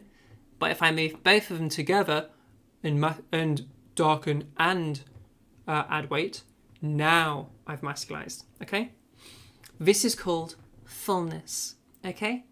So if your weight is in line with your resonance, things sound more normal. Okay? Now this is going to change a little bit from culture to culture. Okay? As I was saying earlier, Hispanic women, they tend to be a bit more on the overfull side. British women tend to be a bit more on the hollow side. American women tend to be very full, okay, where everything is perfectly, the weight is perfectly in line with the resonance. Similar things, but on the flip side for the masculine, okay. So our weight being in line with our resonance, we can have that as a sort of, like that's our through line, but really we can sort of say this is our through chunk. Yeah? We can move towards overfull or hollow without totally making things sound weird, but if we go all the way over here, things are going to sound more cartoonish, okay? Now we can really easily explore these areas because of that cartoonish aspect of them, okay? Literally, cartoon characters that you've heard probably sound overfull or hollow, okay? For example, overfull, if I kind of go over here, this is kind of what SpongeBob sounds like a little bit. He's got this affect to his voice, okay? I can't do the laugh, but this is kind of what SpongeBob sounds like, okay? It's got this kind of an affect to it where it's really overfull. And then if I move over to here, I'm smarter than the average bear. This is kind of what Yogi Bear sounds like, okay? Or if I add a bit of breathiness there, then, oh, Christopher Robin. This is kind of what Pooh Bear sounds like, okay? Or if you were to add like some more fry to it, then this is kind of what Patrick would sound like, okay? So those cartoon things are going to help you with exploring this graph, all right? Those are what we want to avoid so we can move into our full femme or our full mask, okay? Do people feel like they've understood how fullness works and what's going on with it?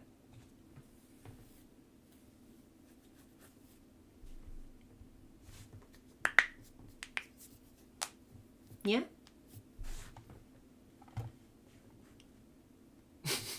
I'm loving how everyone's just reacting to fucking Sasha's full map. Yeah, y equals minus x. That's exactly correct. If you want feminized, then, yeah.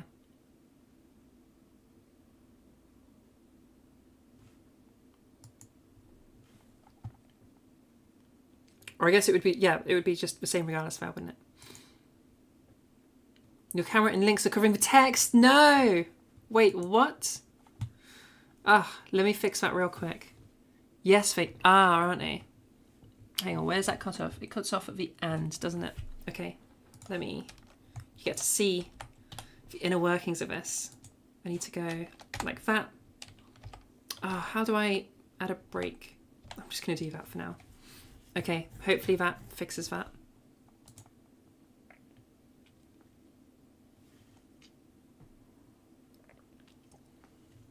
Oh, we also need a break over here, don't we? Okay, is all the text visible now? Yeah, great.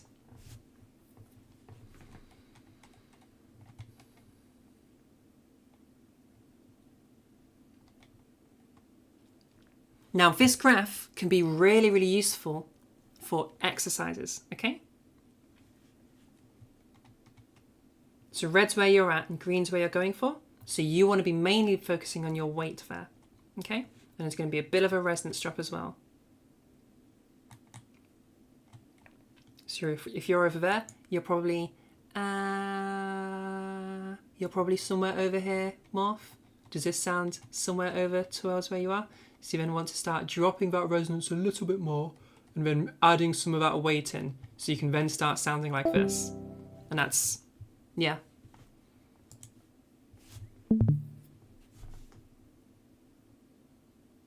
You wish 3 was a 2 to visually see this. I do not understand what you just asked for. But if you can reword it for me. I wish there was a tool to visually see this. Okay, yes. Unfortunately, there are no tools to help you with this.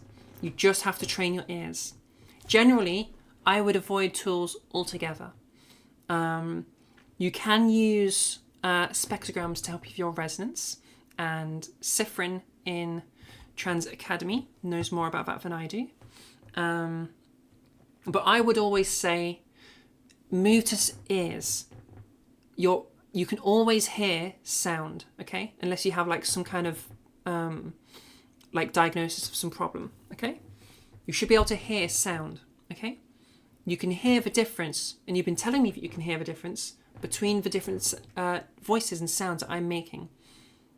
So if you can hear the difference between this And this. and this and this, then you can do this with your ears, okay? Always rely on hearing. Okay?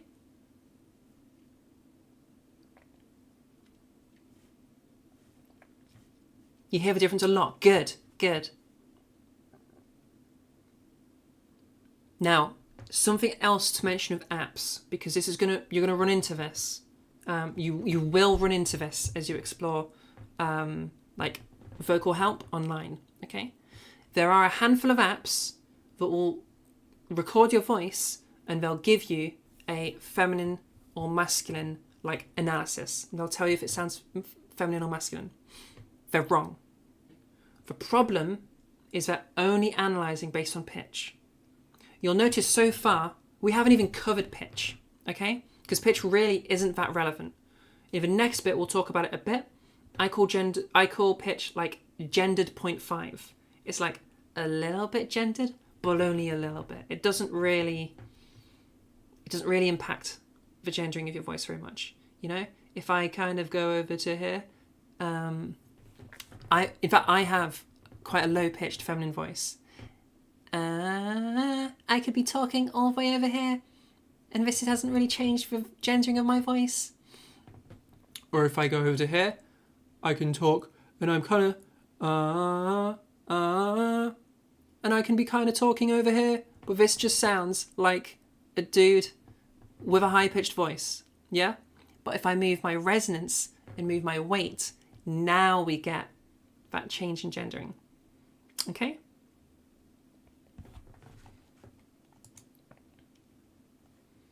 Pitch is how loud? No. Pitch is notes, okay? Bing, bing, bing, bing, bing. Right.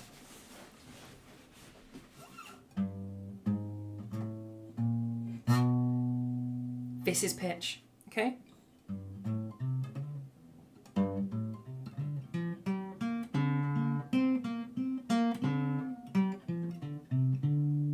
This is all pitch. There's my horrible guitar playing for you, because I'm super out of practice. That's pitch, okay? Loudness is loudness, obviously. Volume is just if it gets louder, you know, turning the volume knob, that's louder.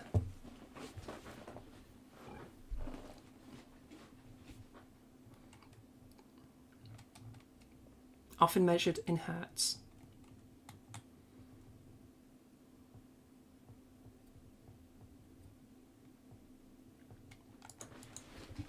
Okay, so remember, you don't really care about pitch that much.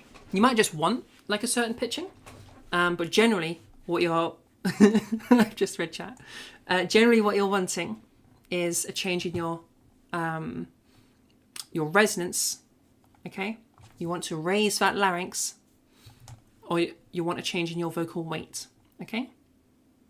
You want that open quotient, or if you're masculizing, you want that closed quotient and that lowered larynx. Yeah?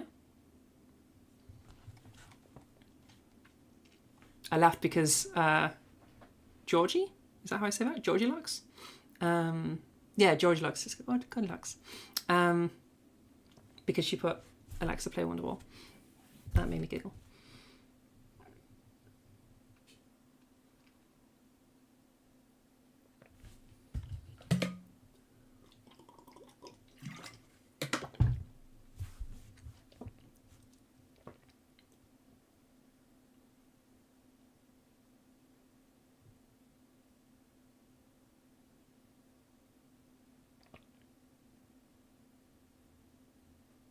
I don't have a drum set somewhere, so I can't play Caravan. I'm sorry.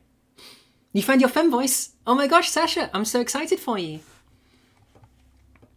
There you go. You're welcome. Good job. You just did it. Yeah? That's all gendering a voice is. It's just that change in resonance and that change in weight. Yeah? Grace, do you want me to play that on stream so everybody can have a hear? Sure. Okay. I'm going to put this near my mic so that everybody can hear. Hi, SS. A bit louder. Hi, SS. Okay. I have no idea what you said. Hi, SS. So I think you could probably brighten a bit more, but I think you sounded really nice and light there. Assuming you're feminizing. You were kind of, sort of, you were like over here-ish. I think if you continued upwards, you could kind of end up over here.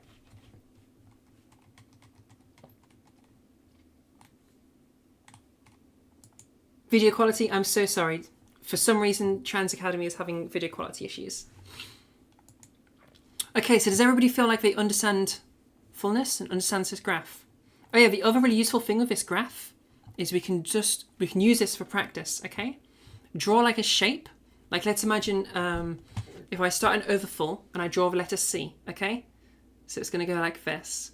And we can do that as like a path for our voice, all right?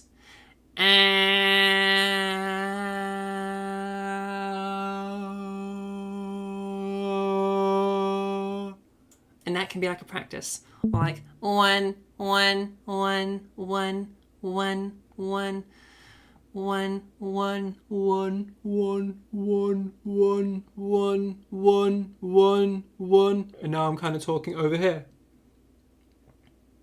Yeah. So this can be like a really nice practice we can do. Just start somewhere, draw a shape, and that shape is where you're going to go. So you can move all around this graph and find the perfect fem voice for you. Sasha, do you want us to go over your little clip there? Excuse me.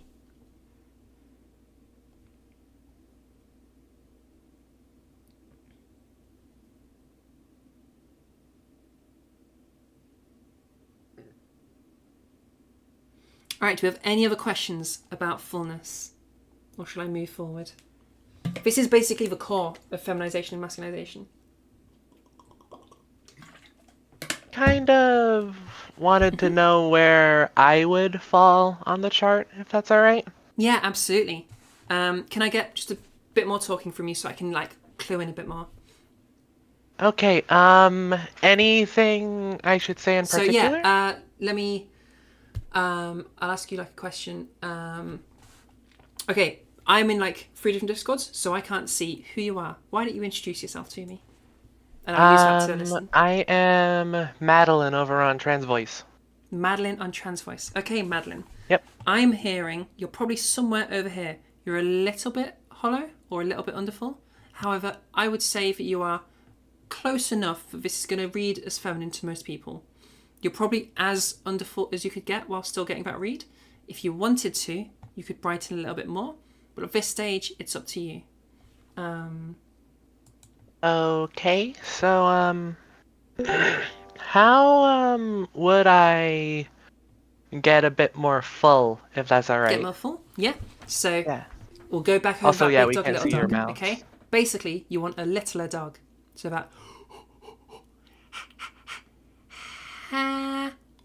And now you can be all the way over here, so you can have like a really, really bright voice. Yeah. All right. So kind of like this, Go for it. if that's all right.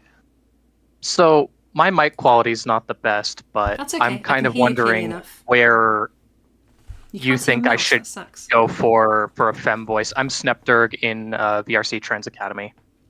Oh wait, is this a different person?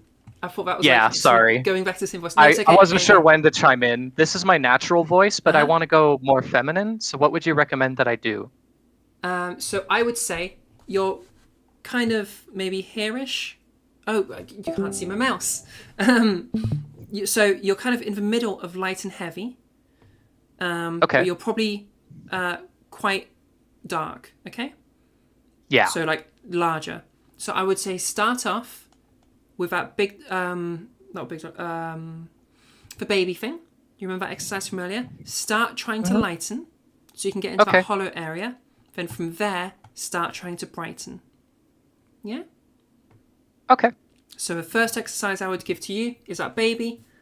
So if I'm going over here, it'd be the ah versus the ah. Yeah. Would I want to incorporate that into practicing softies? Because I haven't done those yet for very long. Start with your softies. This is my first time. Okay. Yeah, if you're brand new, just start with your softies for now. Then because the softies are going to have you they're going to help you form really good habits. Softies will help you to stay relaxed. Because usually when you do your softies, you're going to, just because of the way they're kind of structured, you're going to more likely be put into that sort of more relaxed area. So you're not straining a bunch. And it's just going to have you nice and healthy anyway. So start off with your softies and then do that for like a week. Doing that 3 or 4 times a day, even if it's just like for like 10 seconds, that's fine. But yeah, do that for like a week and then move on to your weight. Is my recommendation. All right. Yeah, AC plus, absolutely chime in. Testing, 1, 2, 3. Can you hear me? Yep, I can hear you perfectly fine. Awesome. This is an unmodified voice, but could I hear or could I see where I would be on the chart? I think we're probably in that mask and full kind of an area. Okay. So if you're wanting to feminize, as I was saying to the last person, softies, then weight, then resonance. Sounds good. Thank you. You're very welcome. All right, let me quickly go through the chats and then we'll move on to the next part. Morph has to go. Thank you so much. Zara's. Thank you. Finally getting to attend. Usually work Saturdays, so it took a while. Thank you so much for coming, Morph. I'm honoured to have had you here. I've heard many wonderful things about you from Sifrin. So yeah, thank you so much for coming.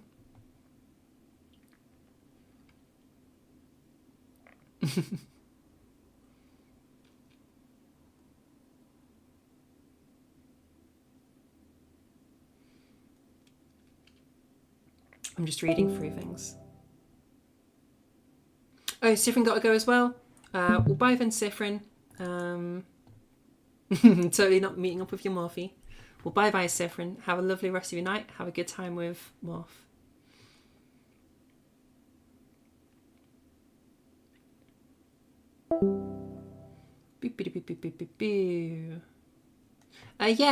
Sasha mentioned something relevant there. Your head itself, your skull, will distort your resonance ever so slightly. It will brighten things a little bit. So make sure you use recordings to listen back to yourself. It's not too big of a deal, and you can train yourself out of it. Like, I hear myself pretty accurately now. My recordings sound pretty much the exact same as me hearing normally. So training can kind of fix that. But you can always make yourself recordings and listen back to them, or use like a live feedback thing or whatever. Grace says, you think your biggest problem is just like you end up feeling like you sound worse than you actually do. Yeah, recordings. Make recordings. Listen back to yourself. Bye-bye, Sifrin.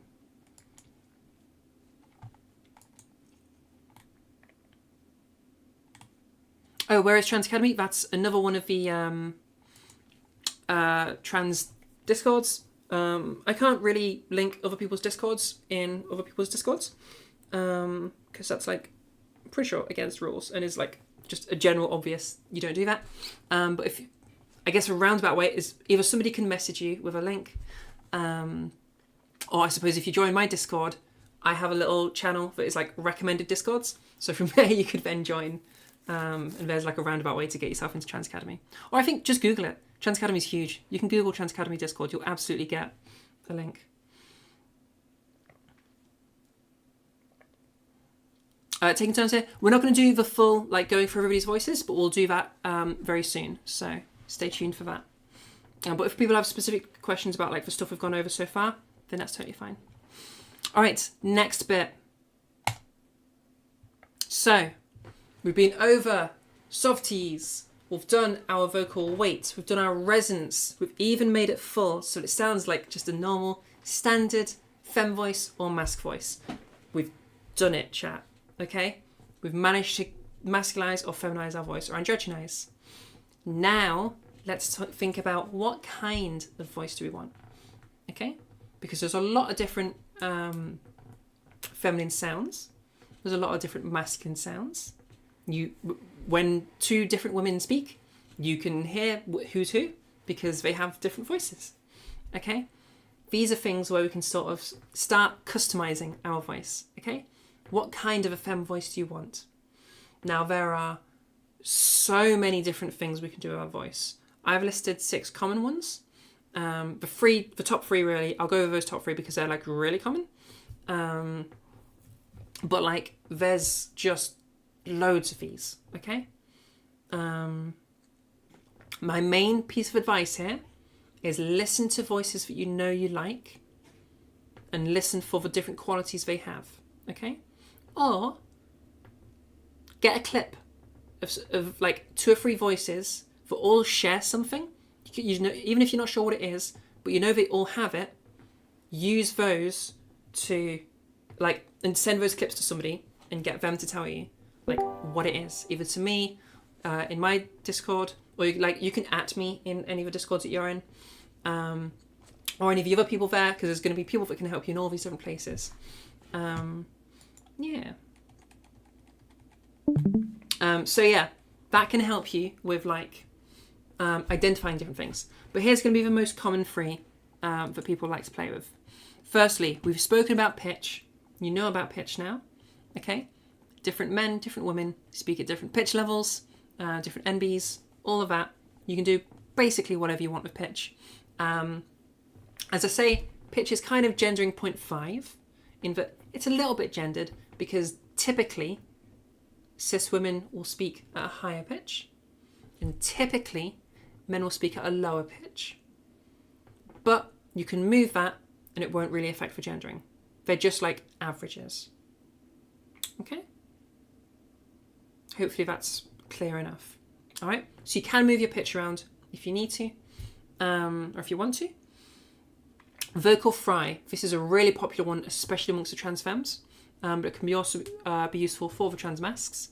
Vocal fry is me talking now. This is like a ton of vocal fry in my voice, okay? Now you'll notice that, firstly, when people are tired, you'll notice they add a bit of vocal fry, okay? Generally, it's a more relaxed thing. So vocal fry is something we can play with. Also, vocal fry is a bit unique in that it allows us to access lower pitches than we normally can. So you remember way earlier when I was talking about vocal weight? We need some vocal weight to access lower pitches. That's kind of true. The exception is if we use fry. Fry allows us to go way, way lower in pitch. Okay? So if you really want to, you can use pitch to go like all the way over here. Okay? Alright? So we can really move a lot with vocal fry. Now, because of that, people have like this association with fry and lower pitches and lower tones and even deeper voices. So a little trick you can play just for the transfems is you can use fry to sort of trick people into thinking that something is lower than it actually is. Or sorry, higher than it actually is. You can kind of, if you say, let's say this is your pitch floor, you could add fry every time you go over to here. Yeah? You could do fry every time you go over to here so that it sounds like this is your pitch floor, even though it's actually this, okay? But it sounds like you're using fry to get over here. So you have like a false bottom to your pitch. So it can be like, oh, this is a really, really, I'm trying so hard to get like really low right now. And this is like, I'm trying so hard to get really, really low. But actually, I could go all the way down here. you know? So you can use fry to help yourself kind of sound like it's difficult to go lower, when actually it's really easy for you. So you can have like a little false bottom. Yeah? Okay, that's vocal fry. So vocal fry is different from resonance, yeah. So again, resonance.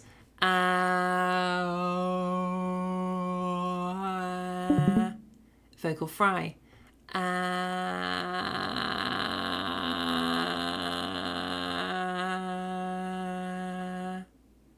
Yeah, that crackliness, that's vocal fry. So if I'm kind of talking like this is vocal fry. Yeah. Or if I'm kind of talking like this is vocal fry, okay? Does that make sense? Vocal fry can just be added on anywhere in that graph we mentioned earlier. All of these things can be thrown in anywhere, regardless of your configuration.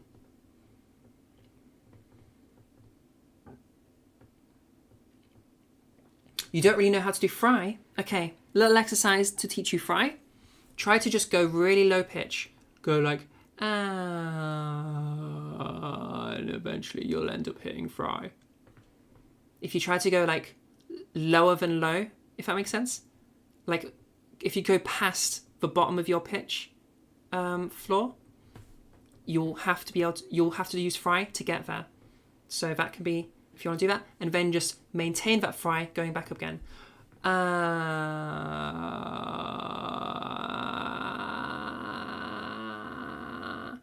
There's just a little fry drill for you. You can do vocal fry with little to nothing. Yep, absolutely.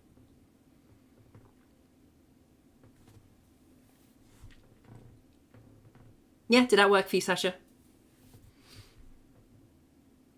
Oh wait, it was Grace that said that. Lol. Okay, so we've done fry, we've done pitch. We'll just go over breathiness. There is twang, nasality, and nodality. You can just Google those or YouTube those. They're not nearly as popular as the three we've just gone over though, so I'm going to stick to that for now, just for time. So, breathiness.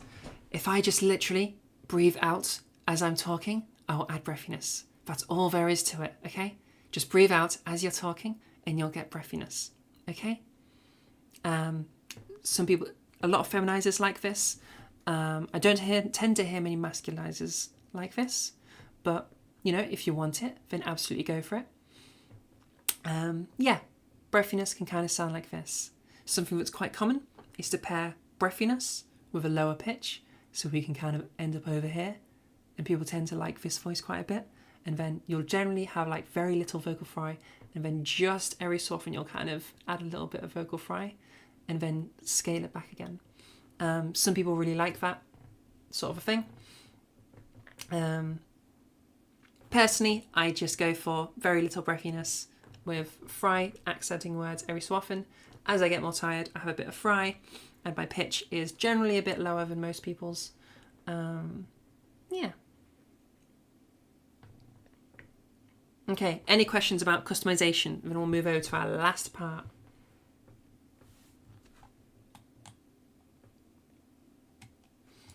I'm going to listen to your clip, Grace. Yeah, it's me who said that. I can barely hear it. Yeah, it's me who said that. I'm not sure what's happening there, but I think your recording's cutting out a lot. Remember what you should be trying to do if you're trying to learn how to do fry.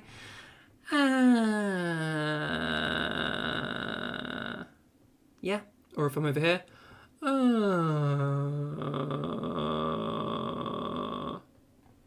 Okay, what is twang? We'll go over that real quick. Twang is, I'm not very good at twang, so I don't practice it very often. But essentially, twang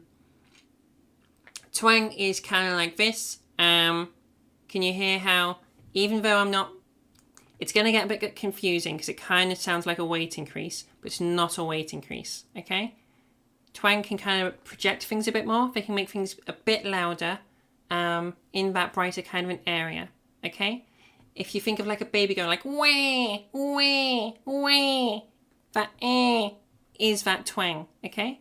It's quite common in like a deep south kind of Southern America kind of thing. If I'm adding a bit of vocal twang, that's kind of that kind of a thing. But yeah, this is me speaking with twang right now. A good way to practice that is using that wah, wah, wah, keeping that light. So it's not it's yeah. It'll make things, it'll boost the volume a little bit. And it'll have that sort of just twanginess about it, I suppose. The font does make the Discord link a little bit hard to read. You are completely correct there. If you need a link, somebody I'm sure can send you it. Oh, I don't have any of my people in Trans Voice right now. Okay, people from Trans Network, someone head over to Trans Voice, and just if anybody needs a link, then you can give it to them. My little slaves. What about nodal? Okay, we are just going to go through more. So nodal is kind of, imagine Stitch at the end of Lilo and Stitch. This is me kind of talking in nodality, okay? Now, obviously, this level is going to be much more than you're going to have in like a normal voice. But if I then start to like kind of scale that back a little bit, then I can end up with a bit of nodality, okay? Again, nodality isn't something that I use very often. But if you want to think about like voices you can plug into with this, Kermit or Miss Piggy, they speak with nodality. Oh yeah, Laura, you can't link it in Trans Academy. You can't do links. But you can message it to anybody that wants it messaging to them at their request. I generally avoid linking stuff like straight into the Discords. But yeah. Okay. Yeah, so that's nodality. The only real life person that I know that uses nodality is Jordan Peterson, because he has that Kermit the Frog kind of a thing going on. I'm guarantee there are other people that use it as well. There's someone. But yeah, it's that kind of almost Muppets kind of vibe. Okay. And nasality, you all know what nasality is.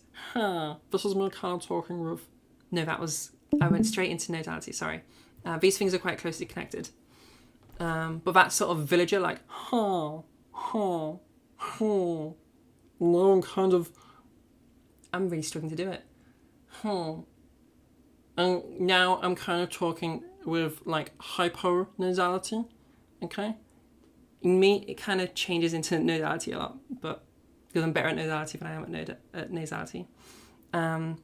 Then hypernasality. How do I remember how to do hypernasality? Man, my brain is losing it right now. Look them up on YouTube and they'll help you do it, okay?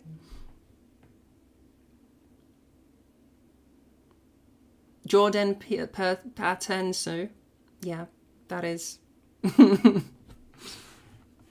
that person uses nodality.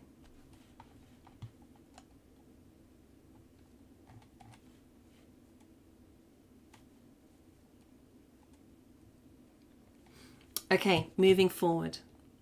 So yeah, customization. The point is essentially listen to different voices, find the bits you like, and steal them. Essentially. How do I make Discord voice messages like not really, really quiet? Oh, You probably need to turn your mic up. Would be my best guess.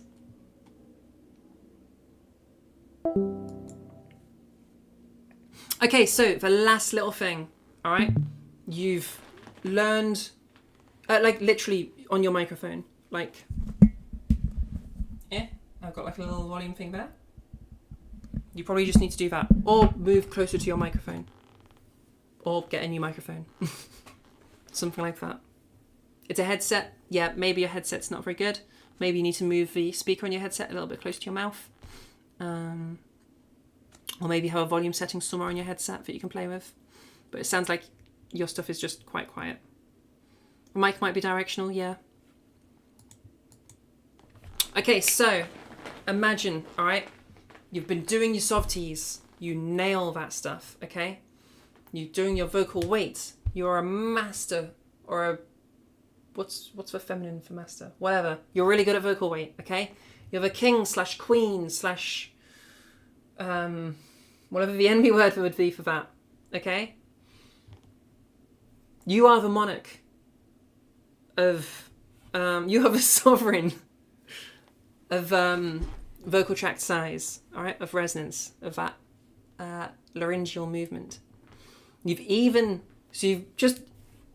are the god of masculization, feminization, and androgenization.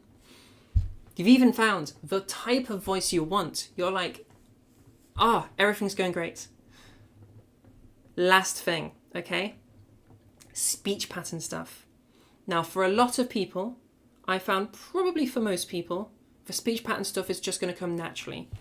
As you move things more feminine, because of like your associations with feminine voices, you'll probably speak in a more feminine speech pattern. But just in case you don't, okay? I didn't. I had to learn this manually. So, there's a few things we can think about. Firstly, sharpness versus muddiness or dullness, okay? Imagine the letter T, okay, that T. If I pronounce things in more of a T, that's going to be in a more feminine manner. If I pronounce things in more of a Ch, that's going to be a bit more masculine, okay? Now, all of these things I'm saying right now, let me just caveat real quick, all of this articulation stuff, we're now painting in really broad strokes, okay? In some cultures, this might just totally flip and be the opposite. Generally, this is going to be a bit of a thing, but not a huge thing. In some cultures, this will be a big thing, okay? This is super, super culturally dependent. It's super, super, like, imprecise. Yeah, everything I say here, take with a really big pinch of salt, all right? Because it might be different where you are. Listen to the people around you, listen to their voices, and listen for these things so that you can clue in to their speech patterns, all right? So big, big caveat with this. This is all, we're speaking in huge generalities now, okay? Really broad strokes. So again, we have that sharpness, that ch, okay? So if I'm kind of speaking here, you'll generally hear me speaking, it's just a bit muddier. If I say like the ticking clock, it's going to be like, even I didn't say it very well there, but like, I don't know, the chicken clock or something.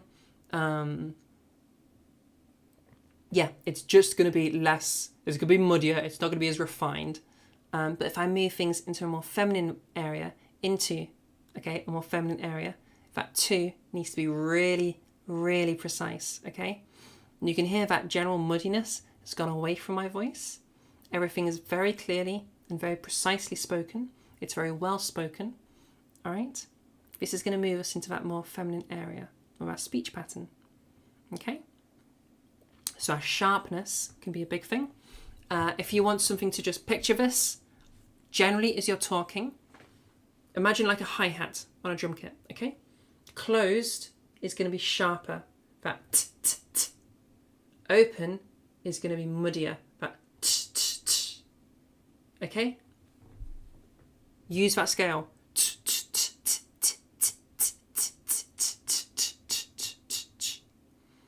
All that's really happening is my tongue is moving forward and back, but I want you listening to the sound. Yeah? So there's one of them. Now his next ones are going to be even more of a thing, but still huge broad strokes, okay? Generally speaking, a more feminine voice is going to have more focus on the vowels, and they're going to be elongated.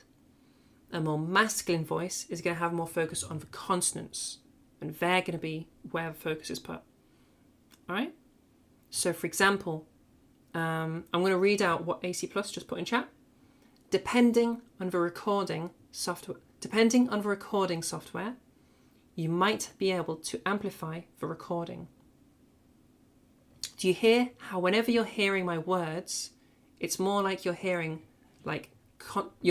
vowels with like consonants to just move us into the next vowel? Whereas if I move into my more masculine speech pattern, depending on the recording software, you might be able to amplify the recording. It more sounds like you're hearing the consonants and the vowels are just moving us to the next consonant. Yeah? Hopefully that's nice and clear. Or if you really want like an analogy for this, imagine you are like, you're like at the monkey bars, okay? At like a kid's playground, all right? You grab hold of the one you don't want to focus on and you swing through the one you do want to focus on. Sharpness. Yeah? So I'm just grabbing the consonant and then swinging through that vowel. Sharpness. Okay? Instead of just like sharpness. Yeah? Obviously that's like a really dramatized version. You'd then scale that back to be like normal speech. But did you hear that? Normal speech. As opposed to normal speech. Yeah? Hopefully that's reasonably clear for you to hear. The next thing we can think about is our pitch movement. So it's not just the pitch itself, it's how the pitch is moving. That can be a bit more gendered, all right? So imagine, well, first I'll describe it. So for the pitch movement, okay, generally a more feminine speech pattern, it's going to have 1, more pitch movement, and 2, more dramatic pitch movement. We're going to be going higher and lower, whereas in a more masculine speech pattern, we're not going to be moving very much, and when we do move, we're not going to move as much. Yeah? So for example, all right, in my voice, you can hear me moving up and you can hear me moving down, and I'm kind of flowing from one to the other. Yeah? Whereas in a more masculine speech pattern, I'm kind of going to be much more monotonous. When I do move pitch, it's just going to be in big jumps where I'm kind of over here and then I'm over here. In feminine, I'm moving up over to here and I'm moving down over to here. All right? Now for the trans femmes, for the feminizers, if you're looking for like a way to help you with this, try just drawing circles with your pitch. So you're going to be kind of moving up like here, and then you're going to be kind of moving down like here. And you can just kind of move around your pitch and do that as you're going. Yeah? Just keep on drawing circles as you're speaking, using your pitch. Using your pitch. No, using your pitch. And then we loop it back around. Yeah? So that can be a nice little way for you to plug in. All right? A really nice thing that we can do to really help us with this, because obviously this is a ton to think about all at once. We've got that sharpness, we've got that vowel stuff, we've got all these pitch movements. That's a ton of things to think about all at once while also like talking. So a really nice way we can group all these things together, so when you think about one thing, is by using a character. Okay? So for the feminizers, I want you to imagine that you are a kindergarten teacher and you're reading a fairy tale out to all the little kids, okay? So it's going to be nice and slow, it's going to be really gentle, and it's going to have those big pitch movements so we can really draw in their attention, okay? And bring them into this fairy tale world. So really listen to my speech pattern right now. Once upon a time, in a land far away, there was a Discord chat. And in that Discord chat, there was this woman called Zara. And she was teaching all the people how to learn to change their voices. Okay? You can hear me using a whole bunch of pitch movements. Alright? And I'm flowing from one pitch to the other. Alright? It's not jumpy. It's flowing from one to the other. Alright? And also my vowels are really stretched out right now. Okay? So this is me in like, it's almost a dramatized femme voice. But that'll help you to plug into it. Yeah? At the other end, if we're trying to masculize, I want you to imagine, okay, you're President Barack Obama, okay? And you are going to give... Hang on. Okay. My monitor was trying to turn off.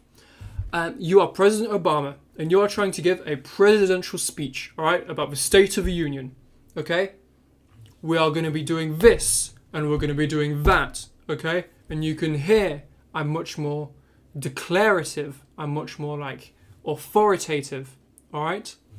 My pitch movements, they're moving, but they're moving in jumps, okay? I'm going from here, and then I'm going down to here, and then I'm going up to here, and then I'm going down to here, okay? You can hear me moving in big movements, okay?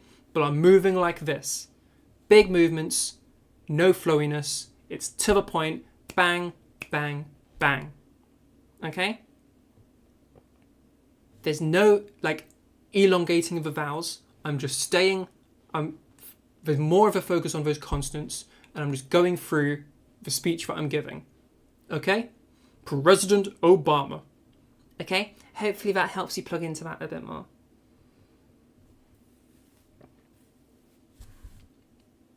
His speeches like really plug into this stuff, so hopefully that helps.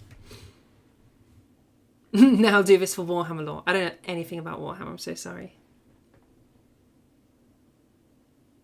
Okay, so does anybody have any questions about articulation stuff? Because I know that's like a lot all at once. All right. Oh, Red's heading off. All right. Bye-bye, Red.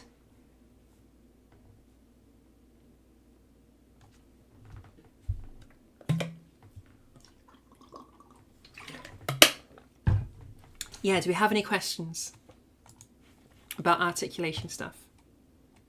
I mean, I just joined here because I didn't know I forgot there was a voice training thing, or. Oh yeah, you're running late. No worries.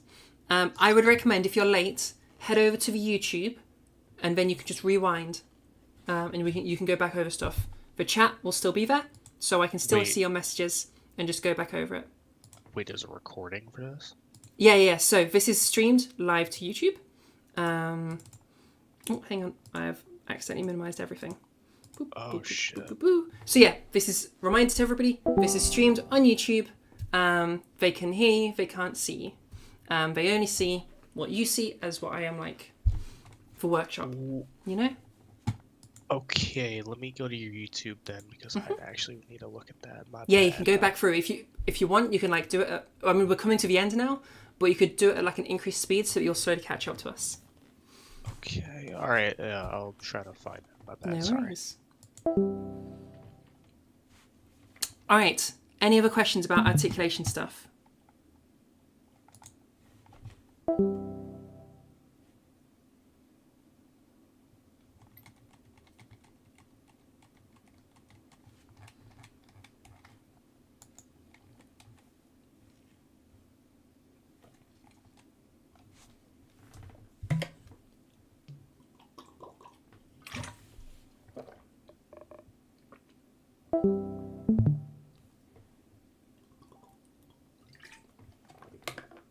And don't forget to stay hydrated.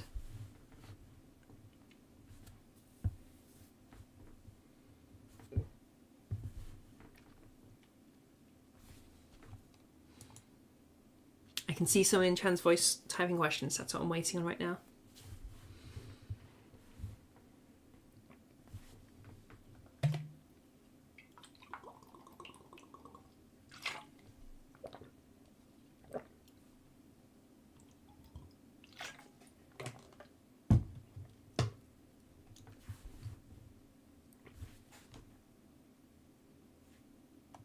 I don't know any Warhammer lore. I'm so sorry. I can't do that.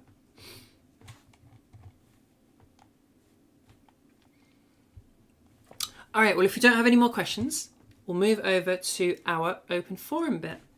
So, there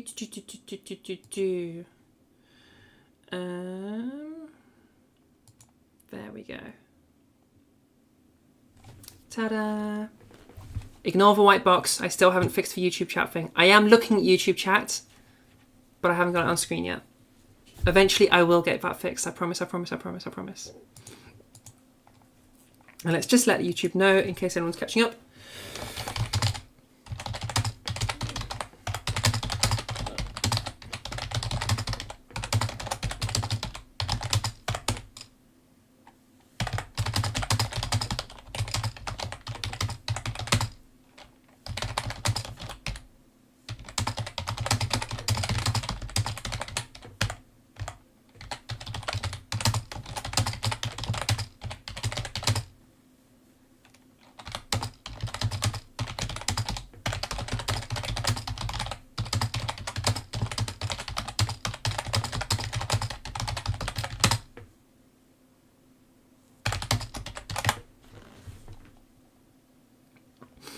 Oakley dokley. Alright, so we are entering the the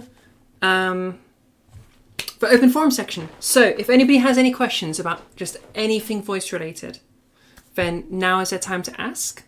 If anybody wants some one-on-one attention with their voice, now is the best time for that.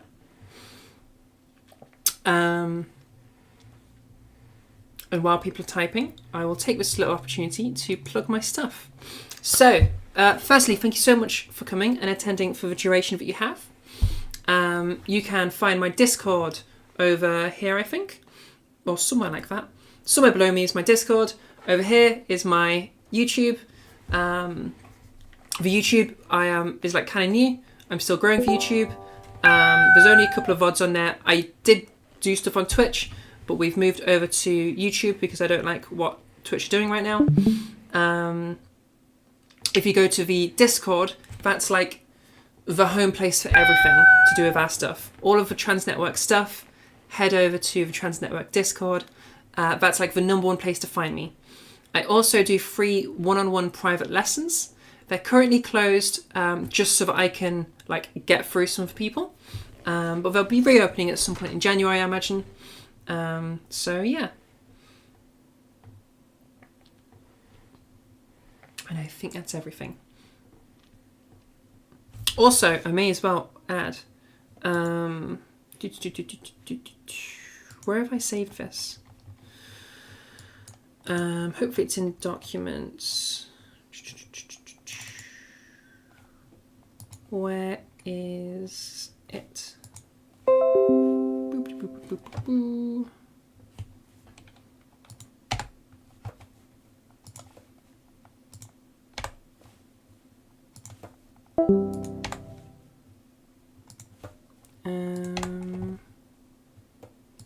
Oh, I don't have a frickin' thingamajiggy.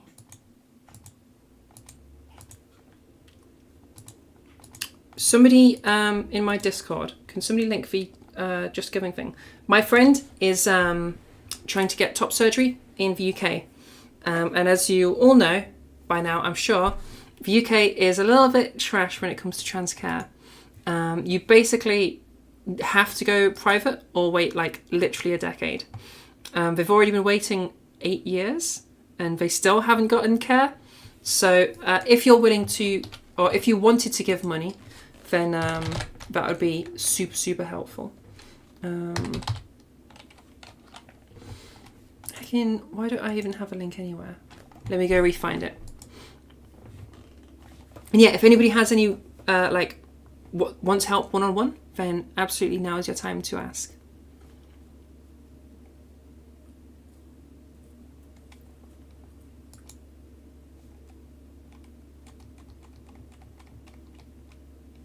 It's not Just Giving, it's GoFundMe, that's why I couldn't find it.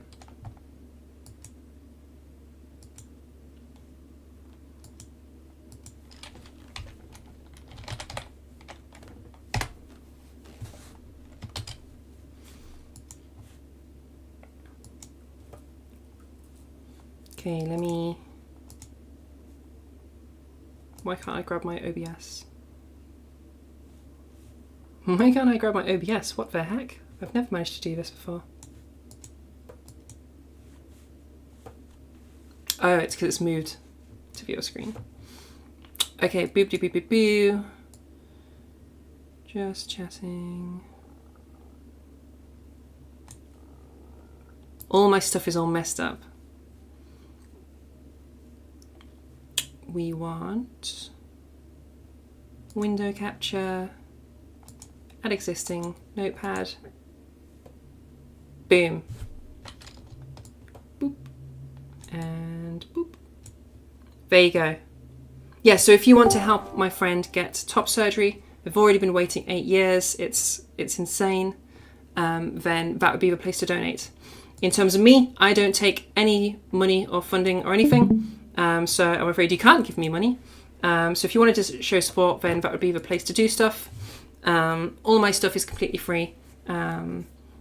Because as I said right at the beginning, I'm not a professional. I'm still learning. So yeah, I don't take any money. If you want to access all of my services for free, you'd go into the Discord.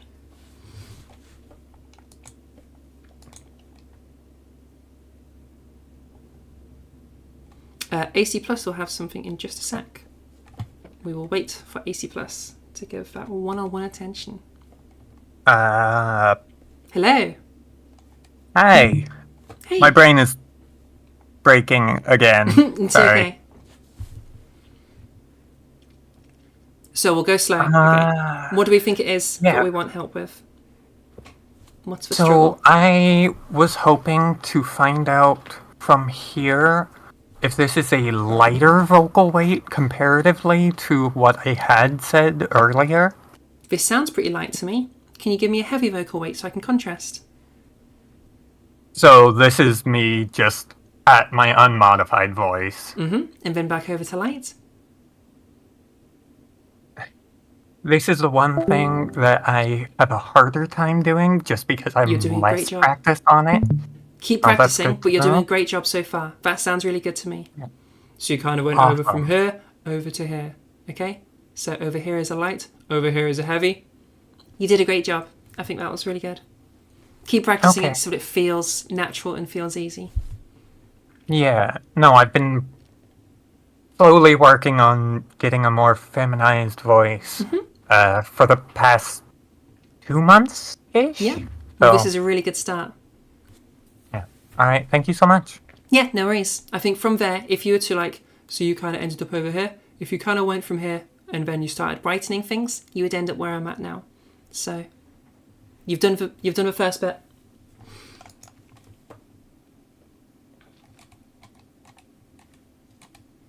Anybody else want some one-on-one help? Wow, there is a ton of people in Trans Academy. If anybody in Trans Academy wants help, let me know. Yeah. Hello. Hi. How can I help you? This is my normal speaking voice. I have to use it regularly. I mostly try to sound femme in Discord just because it's the only place that it's not dangerous for me to do it. Yeah, that's fair enough. So I don't know how because my throat is really, really sore all the time. And Okay. when I try to do femme voice, this is probably the highest I can go, and I have to use my entire diaphragm to do that. Okay, sure. You ran into a common trap. Okay? You're moving pitch. Pitch is barely going to change for gendering. Also, let's rewind a little bit. You said that you feel strained all the time. Is that when you're doing femme voice? Or is that all voice? Just all talking feels strained all the time? All talking. All talking feels strained all the time. Okay, that's a bigger problem. But especially speaking English, because it's not my native language. Right, okay. Okay. Were you here at the start? What? Were you here at the start of a workshop? Okay. No, were you? No. No? Okay. At the start, I went over straw phonation. Okay? If you rewatch the... because I literally just don't have enough water in my bottle to be able to demonstrate it for you right now. But basically, it's... You need a bottle or something like that. Maybe like half full. It doesn't matter how full, but you need to be able to like reach into the water with your straw. Blow bubbles and then start humming through that. And we go... Ooh... Using that straw in the water, okay? For me to properly demonstrate this, you can go into the VOD or into the YouTube and just rewind to where I'm doing the softies and go for that straw phonation. That should help you to relieve some of this tension, okay? I want that to be your first task. It's less fun because it's not going to like feminize things, but if we can remove that strain, then you're going to be able to practice in a much more healthy way, okay? Second point, Okay. You mentioned that you're using like all of your diaphragm and everything for feminization. Nothing should feel more effortful than your masculine voice. So I've been doing this for coming up to 3 hours now. I don't feel strained. There's no more effort that I'm using to do this than I am to do this, okay? It's the exact same level of effort. Both voices are the same. I'm just moving things around, okay? So it shouldn't feel effortful at all, all right? That's a sign that something's going wrong. So first job for you is remove that strain because that's going to help you in just all of talking in general. Really focus on removing that strain. If you have strain even when you're like talking normal, that sounds weird. I would consider speaking to a doctor about what's going on there because like you should be able to talk unmodified without experiencing a ton of strain. Something's not right there. You might need to speak to a speech language pathologist to help you fix that. I don't know. But yeah, I would recommend speaking to your doctor about that to find out what's going on there. Other than that, I super recommend go back through the workshop because it sounds like you're kind of just moving pitch and you're not moving the other stuff. So if you go back through the workshop, rewatch our VOD, then I'll go through the full process. You will be focusing on reducing your weight and brightening your resonance, okay? So you're going to move from here over to here, where you've got that lighter weight, and then over to here with that brighter resonance, okay? I know that's a ton of info that I've just bombarded you with. Start off with just those straw phonations and possibly speaking to your doctor. Okay, thank you. Yeah, no worries. All right. Anybody else? Would anybody else like some help? Georgie Locke said that you'd like to jump in a sec. So, by all means. Yeah, hi there. Hi. So, sorry, this is the first time I'm properly using this right now. That's okay.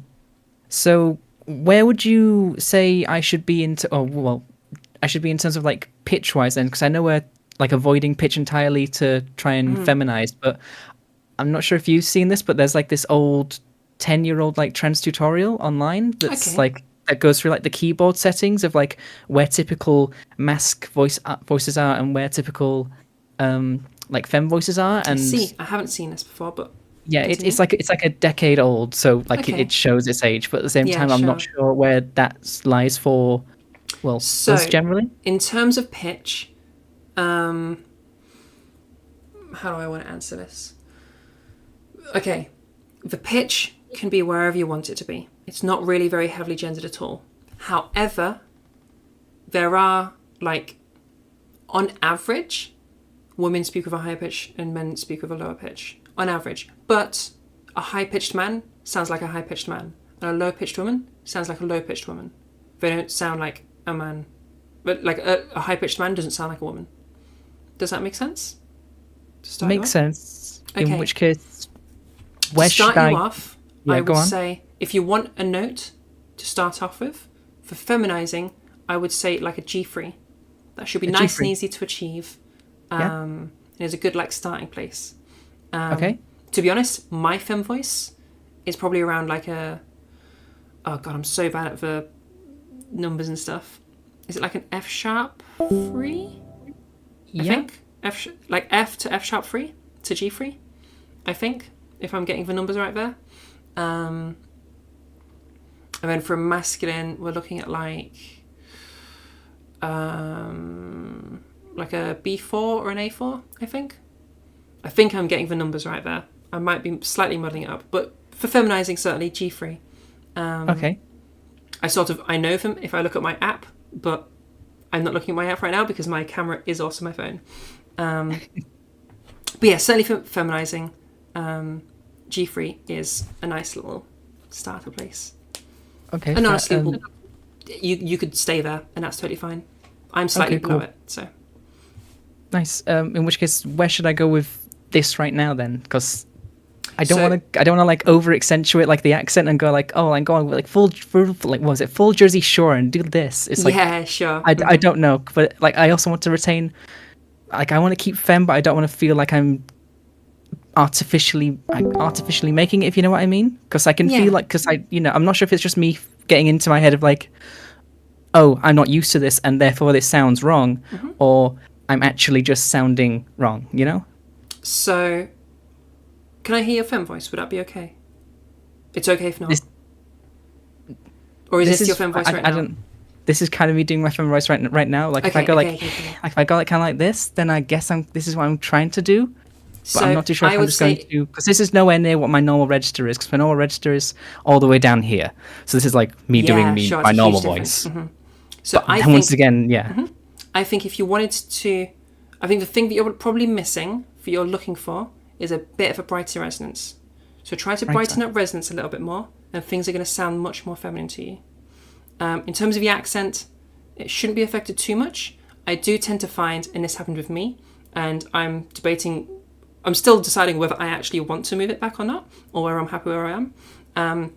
But it tends to be that things get a little bit more posh, because just because you're thinking about it a lot, and generally when you're thinking about your speech a lot, it gets a bit more posh, because you're like articulating things extra, and you're like, yeah. So often things will get a bit more posh. You can decide if you want to keep that or not. Generally with practice, it'll on its own move back again. Okay. Mine went a bit posh, and then because I'm doing these like lessons and I'm trying to like present myself in a formal manner, I ended up sticking with it. Okay. But that's going to be up to you as you go through your vocal journey. Could you describe brightness one more time, or was it already done? Yeah. So that's a resonance stuff. Yeah. So Okay. that big dog, little dog. For a really dark resonance. For a really bright resonance. Yeah. Yeah. Okay. Okay. I'd love to do some one-to-one with you sometime, if I'm honest. Pardon? I'd love to do some one-to-one sometime once you start getting that going back in January. Yes, absolutely. If you join the Discord, and this also answers Athena's question, if you join my Discord, I offer the free private one-on-ones. Right now they're closed temporarily just because I'm kind of full up and because Christmas is coming, so I'm having a little Christmas break. But they'll be coming back again at some point soon. So, yeah. Okay. Awesome. All Thank right. you. Yeah, thank you so much for joining in. All right, who's next?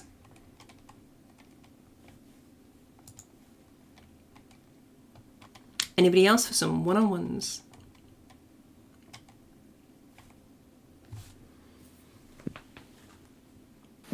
Hi, is my mic on?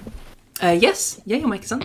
Hello. Yeah, my main issue I've been experimenting with my resonance pitch and everything, but I have a hard time keeping it going. Like, I can, like, get it if I'm consciously thinking, but then, like, 2 minutes later, I'll just forget and, like, dip back down. I was wondering if you had any advice for that? Real quick. Athena, if you're wanting to, like, speak, like, now, then after Tasty, you can go. Could you repeat your question, Vera, just a moment? I didn't quite get it the first time. Oh, yeah, you're good. I was wondering how you, like, keep your voice without thinking about it consciously, because I can kind of bring my resonance and pitch up if I'm thinking about it, but then after a little while I'll go back. Okay, yeah, makes sense now. So you're talking about, like, you're wanting to move away from using the exercise to get there. Yeah. Like, instead of big dog, little dog. Okay, it's going to come with practice. So practice the heck out of it, and then think about that sound in your brain. Really, like say it back in your head, and like drill that sound into your mind. Okay. Okay. Another thing you can do that will really help. All right, this is kind of like a hard mode exercise. This will help move things into your subconscious a bit more. So when you do your exercise, go through the normal exercise and then move into just talking using that voice. Not reading a script or anything, just talking. Like ad lib. Okay? If you need something to like know what to say, what I did was I would tell myself about either my plans for the day or what I've done so far in the day. Obviously, depending on where we're at in the day. So just it could be anything. You could be, you can do that sort of almost like a diary thing where you're telling yourself about your day or telling yourself your plans for the day, or you could like summarize a concept. So like I would sometimes do bits of these workshop like out loud to practice. Explain a concept that you're familiar with or something like that. Or if you just talk to somebody, for somebody that you feel comfortable using this voice around, use your drills to help you get back into it and then talk to somebody. You'll find, because that's going to be quite difficult, okay? You're going to find that with whatever it is that you're doing, you're going to slip up often. That's totally fine. Slip-ups are good. I want you to listen for those slip-ups and fix them real time and just keep going. Okay? So if you're kind of talking like this and then it kind of ends up like this, just hear that it happens and then move it back again. Okay? And just fix it in real time. Every time you fix it in real time, you're like reinforcing that in your brain. That's gold dust. It's so good. Every time you fix it, that's like you're making it more of a habit. So that's going to be like super, super valuable for you. Yeah, that makes sense. All right, thanks so much. No worries. All right, Athena, you want to go next? Yeah, can you hear me? Absolutely. I don't know. I guess I'm just kind of wondering, like, I feel like I can get my voice high and light, but it still kind of sounds like there's a lot of like vibrato in it, and it's hard. It's really hard to like go high without having that vibrato. Can I hear your light voice versus your heavy voice, please, to start off with?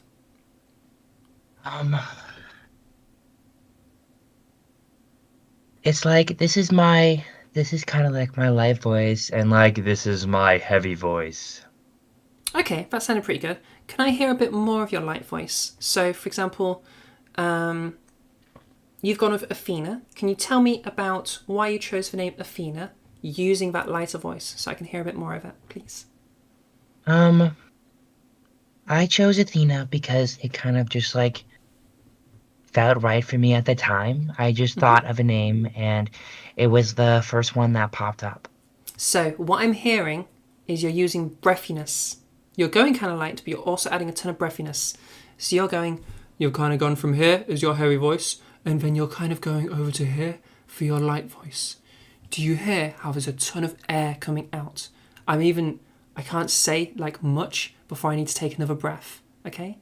You might be finding that you're running out of breath sooner in your sentence. I want you to literally use less breath as you talk, okay? Scale back that breathiness. So if I go super heavy with it, so you can really hear what it sounds like, this is breathiness, okay? I want you to remove that breathiness, okay? So you're just going to sound like this. There's going to be no extra breathiness. It's going to be very... Yeah? So like this?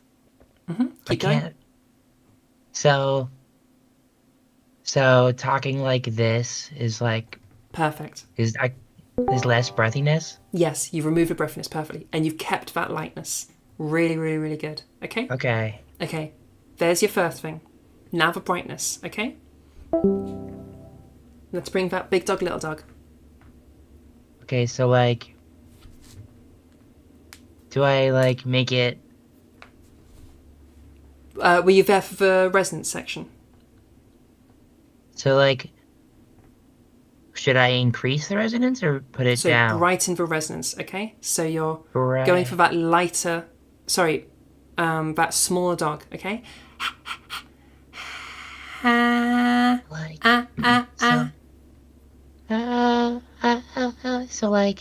So like this? Perfect. That's perfect. That's amazing. Oh, okay. Okay, so let's get you to practice that a little bit. Tell me how you found Trans Academy using that brighter voice. I found Trans Academy through watching a video from. I think you've this dropped a VR. bit. Bring that resonance back up. So like, I found. And that breathiness has come back. Knock that breathiness back again.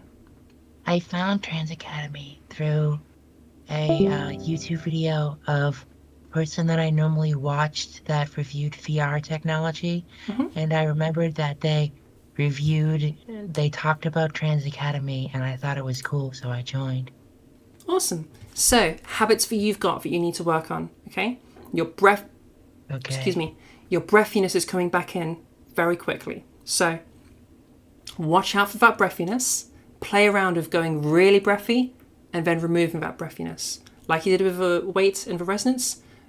Big breathiness and then no breathiness. So you can get a clear concept of breathiness. Okay? Then from there, your resonance is dropping as well. So do some talking, listen for that resonance. If it drops, do your big dog, little dog again. Move to that brighter area and carry on. And then just keep going until you get more and more consistent. Yeah? Okay. All right. Good stuff. Thank you. No worries. Okay, who's next for some help? If anybody's wondering when this finishes, it finishes when we're done. Hi, Grace. Hi. I don't even know what to say.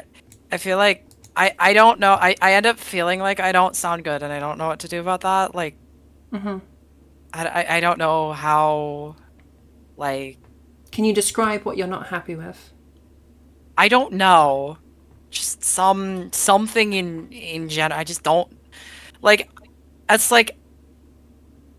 It's just I don't know exactly. Honestly, words.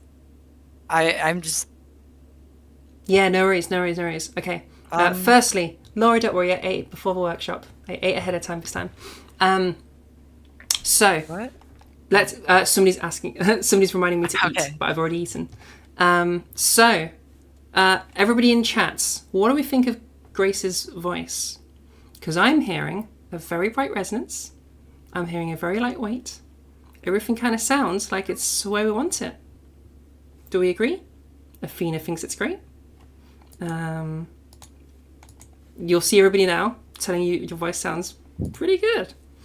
Yeah. I think what's happening, okay, is I think we're getting a little bit of brainworms. And brainworms are kind of messing up your perception of your voice. It can often be really difficult to gender our own voices. I had to just be told by enough people if this sounds right for me to be like, fuck it, if that sounds right, then that sounds right. If you want to, okay, if you want to really double check, play with a resonance, play with a weight, see what happens when you move them around. Oh, wait. Okay, yeah, tomorrow. Oh, hang on, Riley. We're going to finish off with Grace and then you can go next. Ew. Yeah, so if you want, play around with your resonance. And if you find no change, it's probably a reason for that. You're probably getting pretty good. You know? What do you think of that? If I what? So try playing around. Do you remember that graph I showed earlier with the resonance, the size, and the weight? Play around on that graph. If you find that there is nowhere that you prefer, it's probably because you're in a pretty good place. Okay. Thank you. I haven't got any better advice than that. I think it's brainworms. Okay.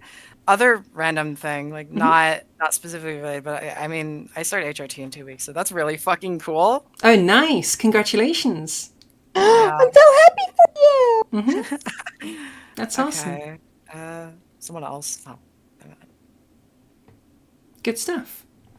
Yeah. Can I help you any further? I know that this is like you're in a difficult situation now, but yeah. I don't know. listen back to your voice a bunch and get other people to listen to your voice and see what they say. Yeah, I always get a lot of the, oh, it's so good, and I just don't. It just doesn't. I know. It just Brainworms doesn't. can be brainworms sometimes. I don't even know how I got this. I watched one video like once, and then like a few months or like Yeah. a year. I don't even remember how long. I was just here. For some people, I they don't click remember. really quick with this. Yeah. If you listen It was to one video about resonance. It wasn't even like anything else. Yeah, some people will just click. If you listen to like a lot of the cis dudes that do like the voice trolling on Amiga and stuff, they all say they got it in like a week or two. Different people learn at different speeds. It took me about 10 months. I was gonna say something about the Mayo thing. It was like, no, it's just because the people who can do that are the ones who are doing it. It's just people learn at different speeds. Yeah. Yeah. Yeah. Famously, trans voice lessons, Ziana, for like Best of Us, it took like years to feminize her voice. So, all right, Riley, you wanted some help? You want some one-on-one?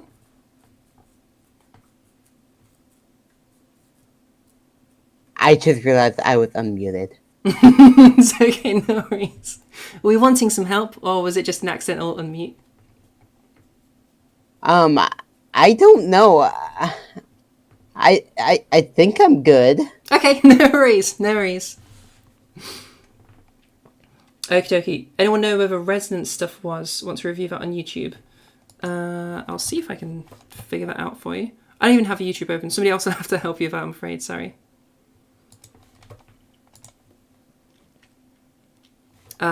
It'll look like, though, if I go over to here again, and over to here. Boop. Oh, that's the send money there. It'll look like this. This is what you're looking for, okay? If you use the like little bar at the bottom and just hover over and look for this screen, okay?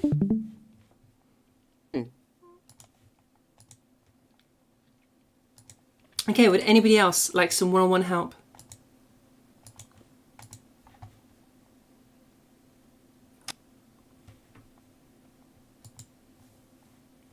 You said that I had a problem with fullness and to do big dog little dog, but I just wanted to clarify if fullness was relatively the same as just resonance. Not quite. So fullness is your resonance in relation to your weight, okay? So if you've got a bright resonance and you've got a light weight, then you'll sound full. If you've got a dark resonance and you've got a heavy weight, then you'll sound full. Does that make sense? So if I go back to this real quick. Okay. If you draw a line from fem full to mask full, all of that line is the fullness line, okay? So you can sound full, like over here, I sound full. Over here, I sound full. It's having those in relation with one another. Does that make sense? Okay, yeah, I think I know what you mean, yeah. Yeah, good stuff. So imagine if I've told you that you've got a fullness issue, or if someone's told you you've got a fullness issue, then one of your things is correct, and the other thing needs to be brought in line with it. Alright. In that case, I kind of remember you saying earlier this session that I'm a bit more towards the hollow side. Possibly. Let me hear a bit more of your speech. Okay. Should I say anything in particular? That was good enough for me. I think, to be honest, I think you could lighten a bit more, and I think you could brighten a bit more.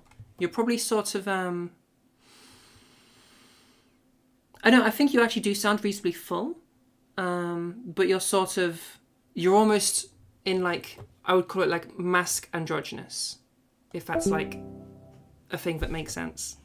Mask androgynous? So... You're like, yeah, if you were to draw that line between fem and full, you're like on that line, but you're more towards mask, but more in the middle, towards Mask, if that makes sense. Okay. So, in the center of the cross, I'm just barely down and to the right of it. Yes, exactly. That's what I'm hearing. Okay. So if you just kept Okay. going with both exercises, then I think you'll end up where you're trying to be. Well, That's if my I go reading, if I try any This is harder, already then. lighter. Oh, really? I don't know if you did that on purpose, but you just got lighter. I actually didn't do it on purpose. I don't know what I changed. Okay, you got lighter and you got a bit brighter. I think if you get a bit brighter still, maybe this is the hollow voice that I heard last time. I think just brighten a bit more and you're going to get there.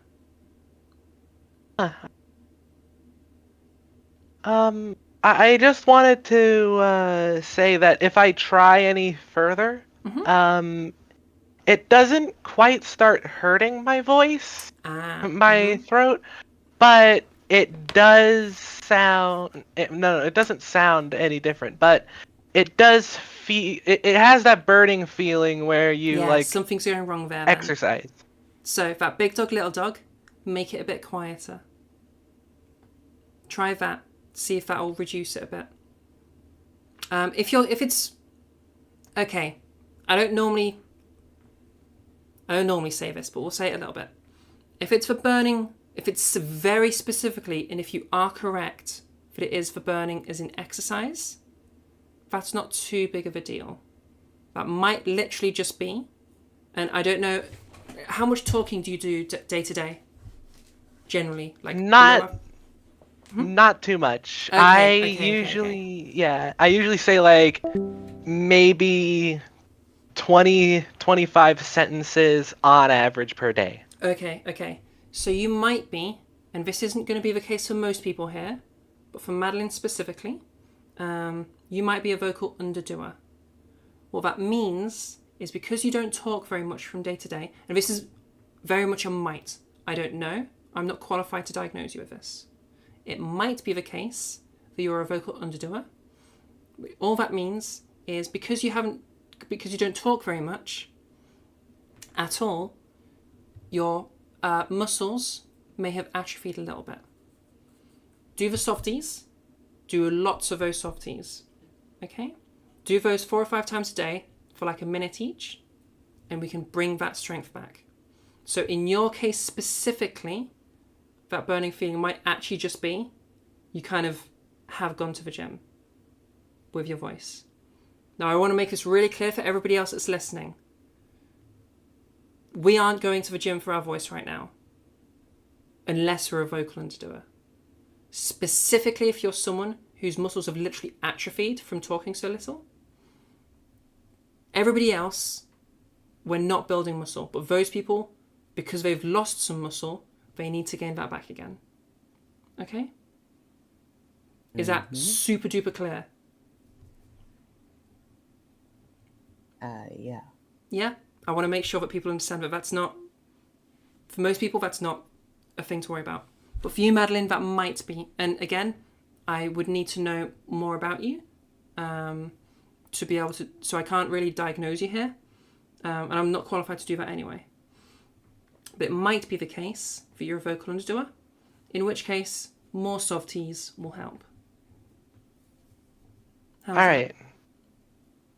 Thank you. I super recommend the straw phonations. They're going to help you a ton.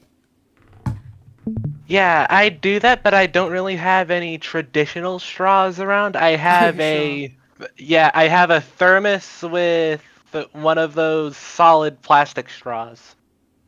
That should be fine, but how... Is it like fixed in position? It is fixed, it's not flexible. Oh, okay. You can't like... So it can't be like higher up? Yeah, So I need to unscrew the top. Yeah, I need to unscrew the top in order to do that. Oh, yeah, which is going to be like a whole messy... Yeah, maybe consider getting a straw, because I think straw phonations are generally going to help you a lot. All right.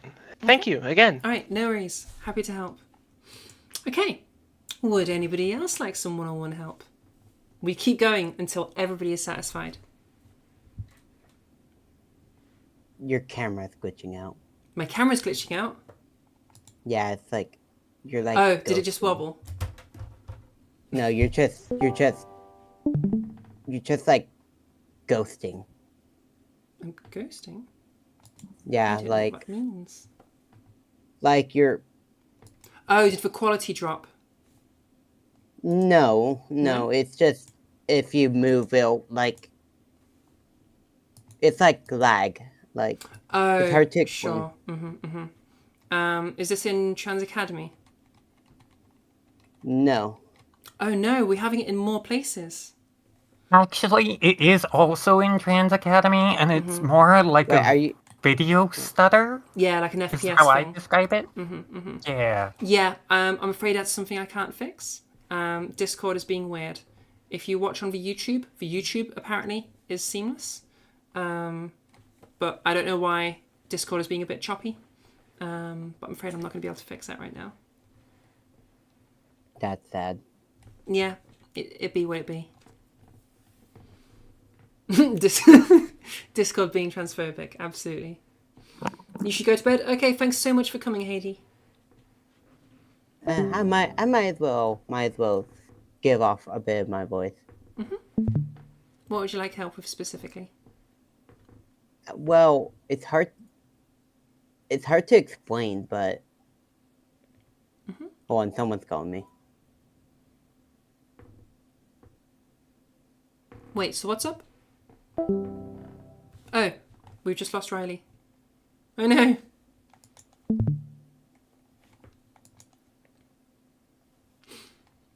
Okay, well, would anybody else like some help with their voice? And reminder, if you want me regularly, then head over to my Discord. That's the place to get me. I will be available there all Christmas, always. In the text channels, there's places where you can submit clips and stuff like that. There's loads of people that can help you and support you. And little sneaky spoilery, sneaky. There is more than just voice coming. We're going to have a brand new service coming in 2025. But no spoilerinos, because we haven't fully set that up yet. Is voice training a different part of your voice than when you sing? Kinda. So for voice training, so I can't teach people to sing, but I can teach people to feminize their voice. I suck at singing. I don't suck at fem voice. But you're going to be using the same things in singing. Like, feminizing your singing voice is going to be the same as feminizing your speaking voice. Does that make sense? But there are other things that are involved in singing than just what we've covered. I hope that answers your question.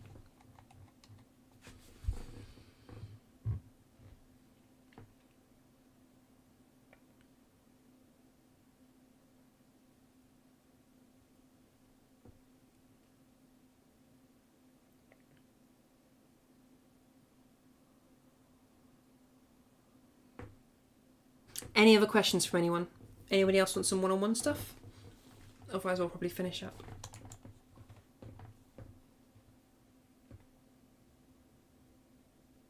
Yeah, as Laura says. Just there is more involved in singing than talking. Is it possible to overdo softies/straw phonations? I would say not really, unless you're going insane. If you're doing it for like 10 minutes, that's going pretty insane. I would say do it for like 2 or 3 minutes at the max. Your main thing, okay, is to do it regularly. All right? Like if you want to go like balls to the wall insane, you could do it for like a few minutes, like, I don't know, every hour or every couple of hours. That would be like going crazy.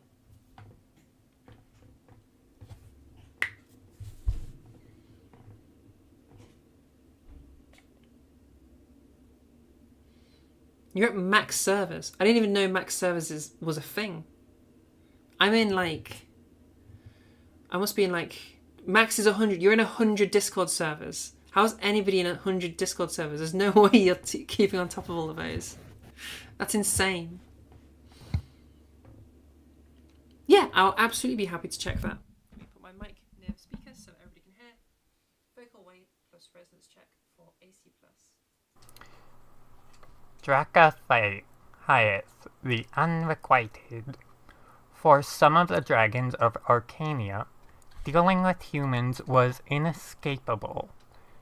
One such, a green whose dragon name has long since been forgotten, lived at the court as an advisor to the Queen of Northmarch, Hesilia Vanguard. So, I think this sounds quite heavy and quite dark at the moment. We're in that masculine kind of an area. So if we're going for masculine, then you've nailed it. If we're going to feminine, go back over vocal weight, okay? So, do you hear like there's like a buzziness to your voice? If I go over here, it kind of like sounds like buzzy over here. But if I start sounding like this, where it's really soft and gentle, really, really, really soft, okay? That's what we're going for a light vocal weight. This really, really, really soft kind of a thing, okay? So really go for that softness. Remember, very soft, okay?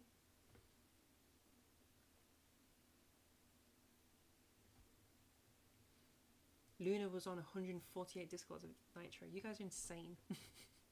That's too many Discords. You must have lost it. That's okay. Keep practicing.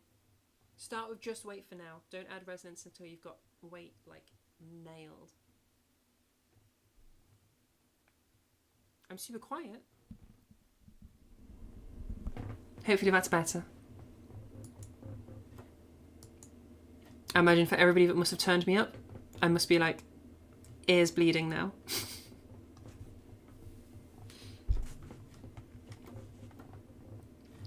Alright, does anybody else have any other questions? Or want some one-on-one help?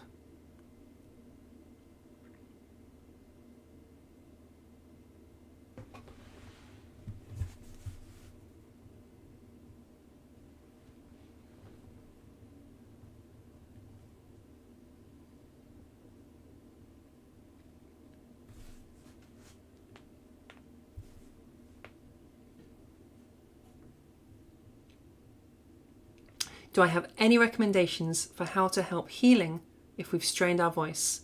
Just give your voice a break. Don't talk for a little while. Softies can help. The straw phonations are going to help. The big thing is just going to be take a break from making sound. Depending on how much you've hurt yourself, depending on how much you've strained, you might need to be longer or shorter. If you've really messed things up, just spend like a day just not talking. Let things relax again and then get back into it. But the softies will help. They'll increase blood flow to the area without creating much difficulty because of that equalized pressures. Straw phonations especially, that's gonna be really good for you. As Laura says, like if you go like days and nothing's getting better, speak to a doctor because something's wrong.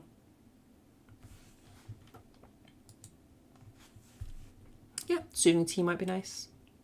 Nice like ginger and lemon tea. Oh, also look up on YouTube, laryngeal massage. That'll help too.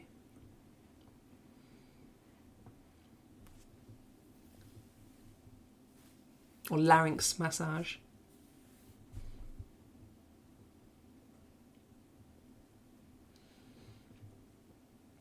Okay, any other questions?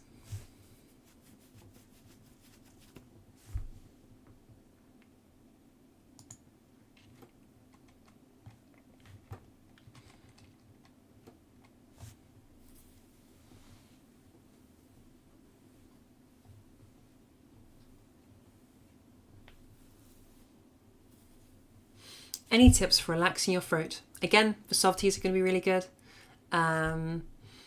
If you're doing the resonant stuff, then doing that quieter big dog, little dog intonation is going to help you relax more.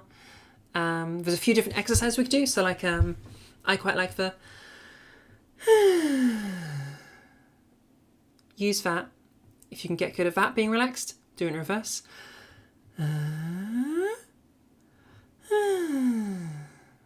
That sigh is going to help you, like, because you're associating sighing with just like, into relaxed.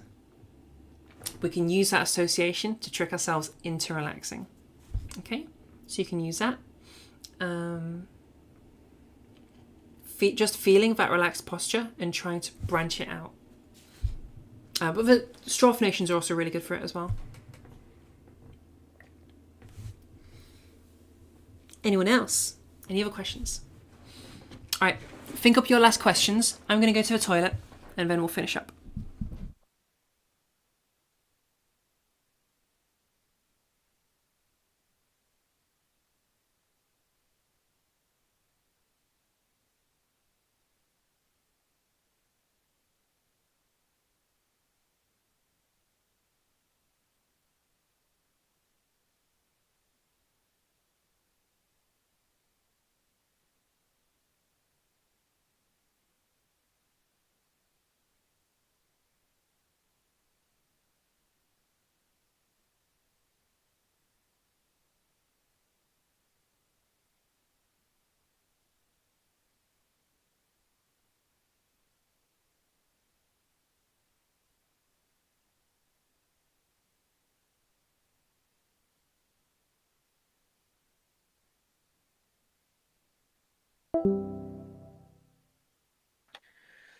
Guys, the teacher's gone. Let's pretend like we're doing the class. The teacher is not gone. No. Okay. Okay. All right, any other questions? Anyone else want some one-on-one help? There's always a teacher around. Speaking of that, this is like unrelated to anything, but like there's like some image someone was trying to cheat on a test, and then their teacher was like hiding in the ceiling. Yeah, there's always a teacher around. Image I've seen. Mm-hmm. They live in your walls. Let me move over to this.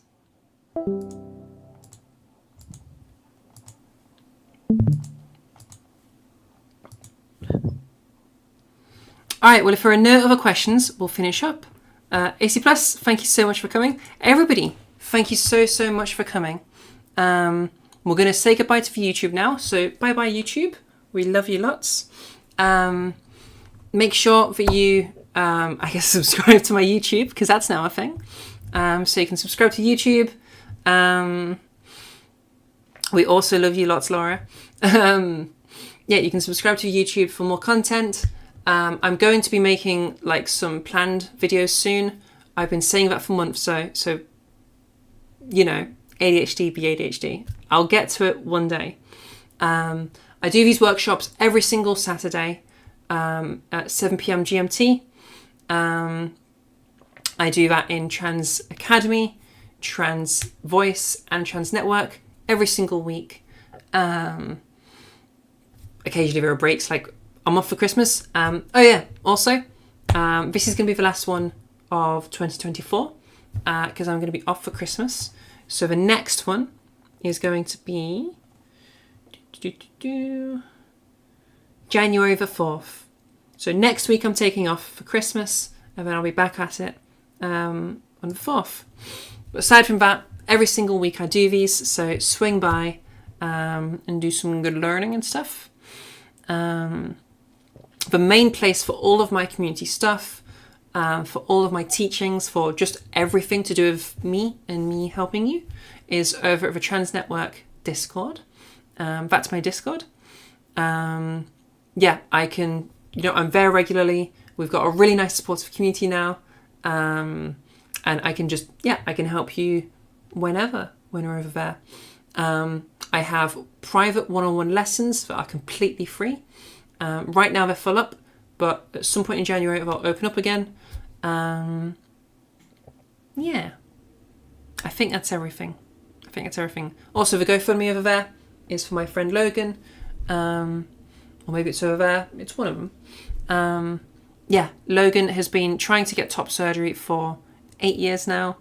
But the NHS waiting lists are just insane if you're an adult. So yeah, it would be really, really good if you could help them out, because things are getting a little bit insane now.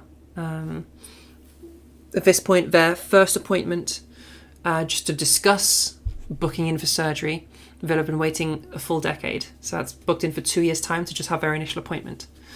So yeah, it's all, their situation's insane because if you engage with the NHS as an adult with anything to do with like trans stuff, then the waiting lists are just unbelievable. So yeah, I would really appreciate that.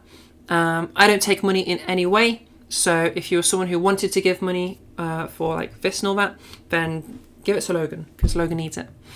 Other than that, thank you very, very much, YouTube, for coming. We love you all lots and lots, and we will see you on January the 4th. So, goodbye. Right. Boop, boop, boop, boop, boop, boop. Goodbye. Wrong button.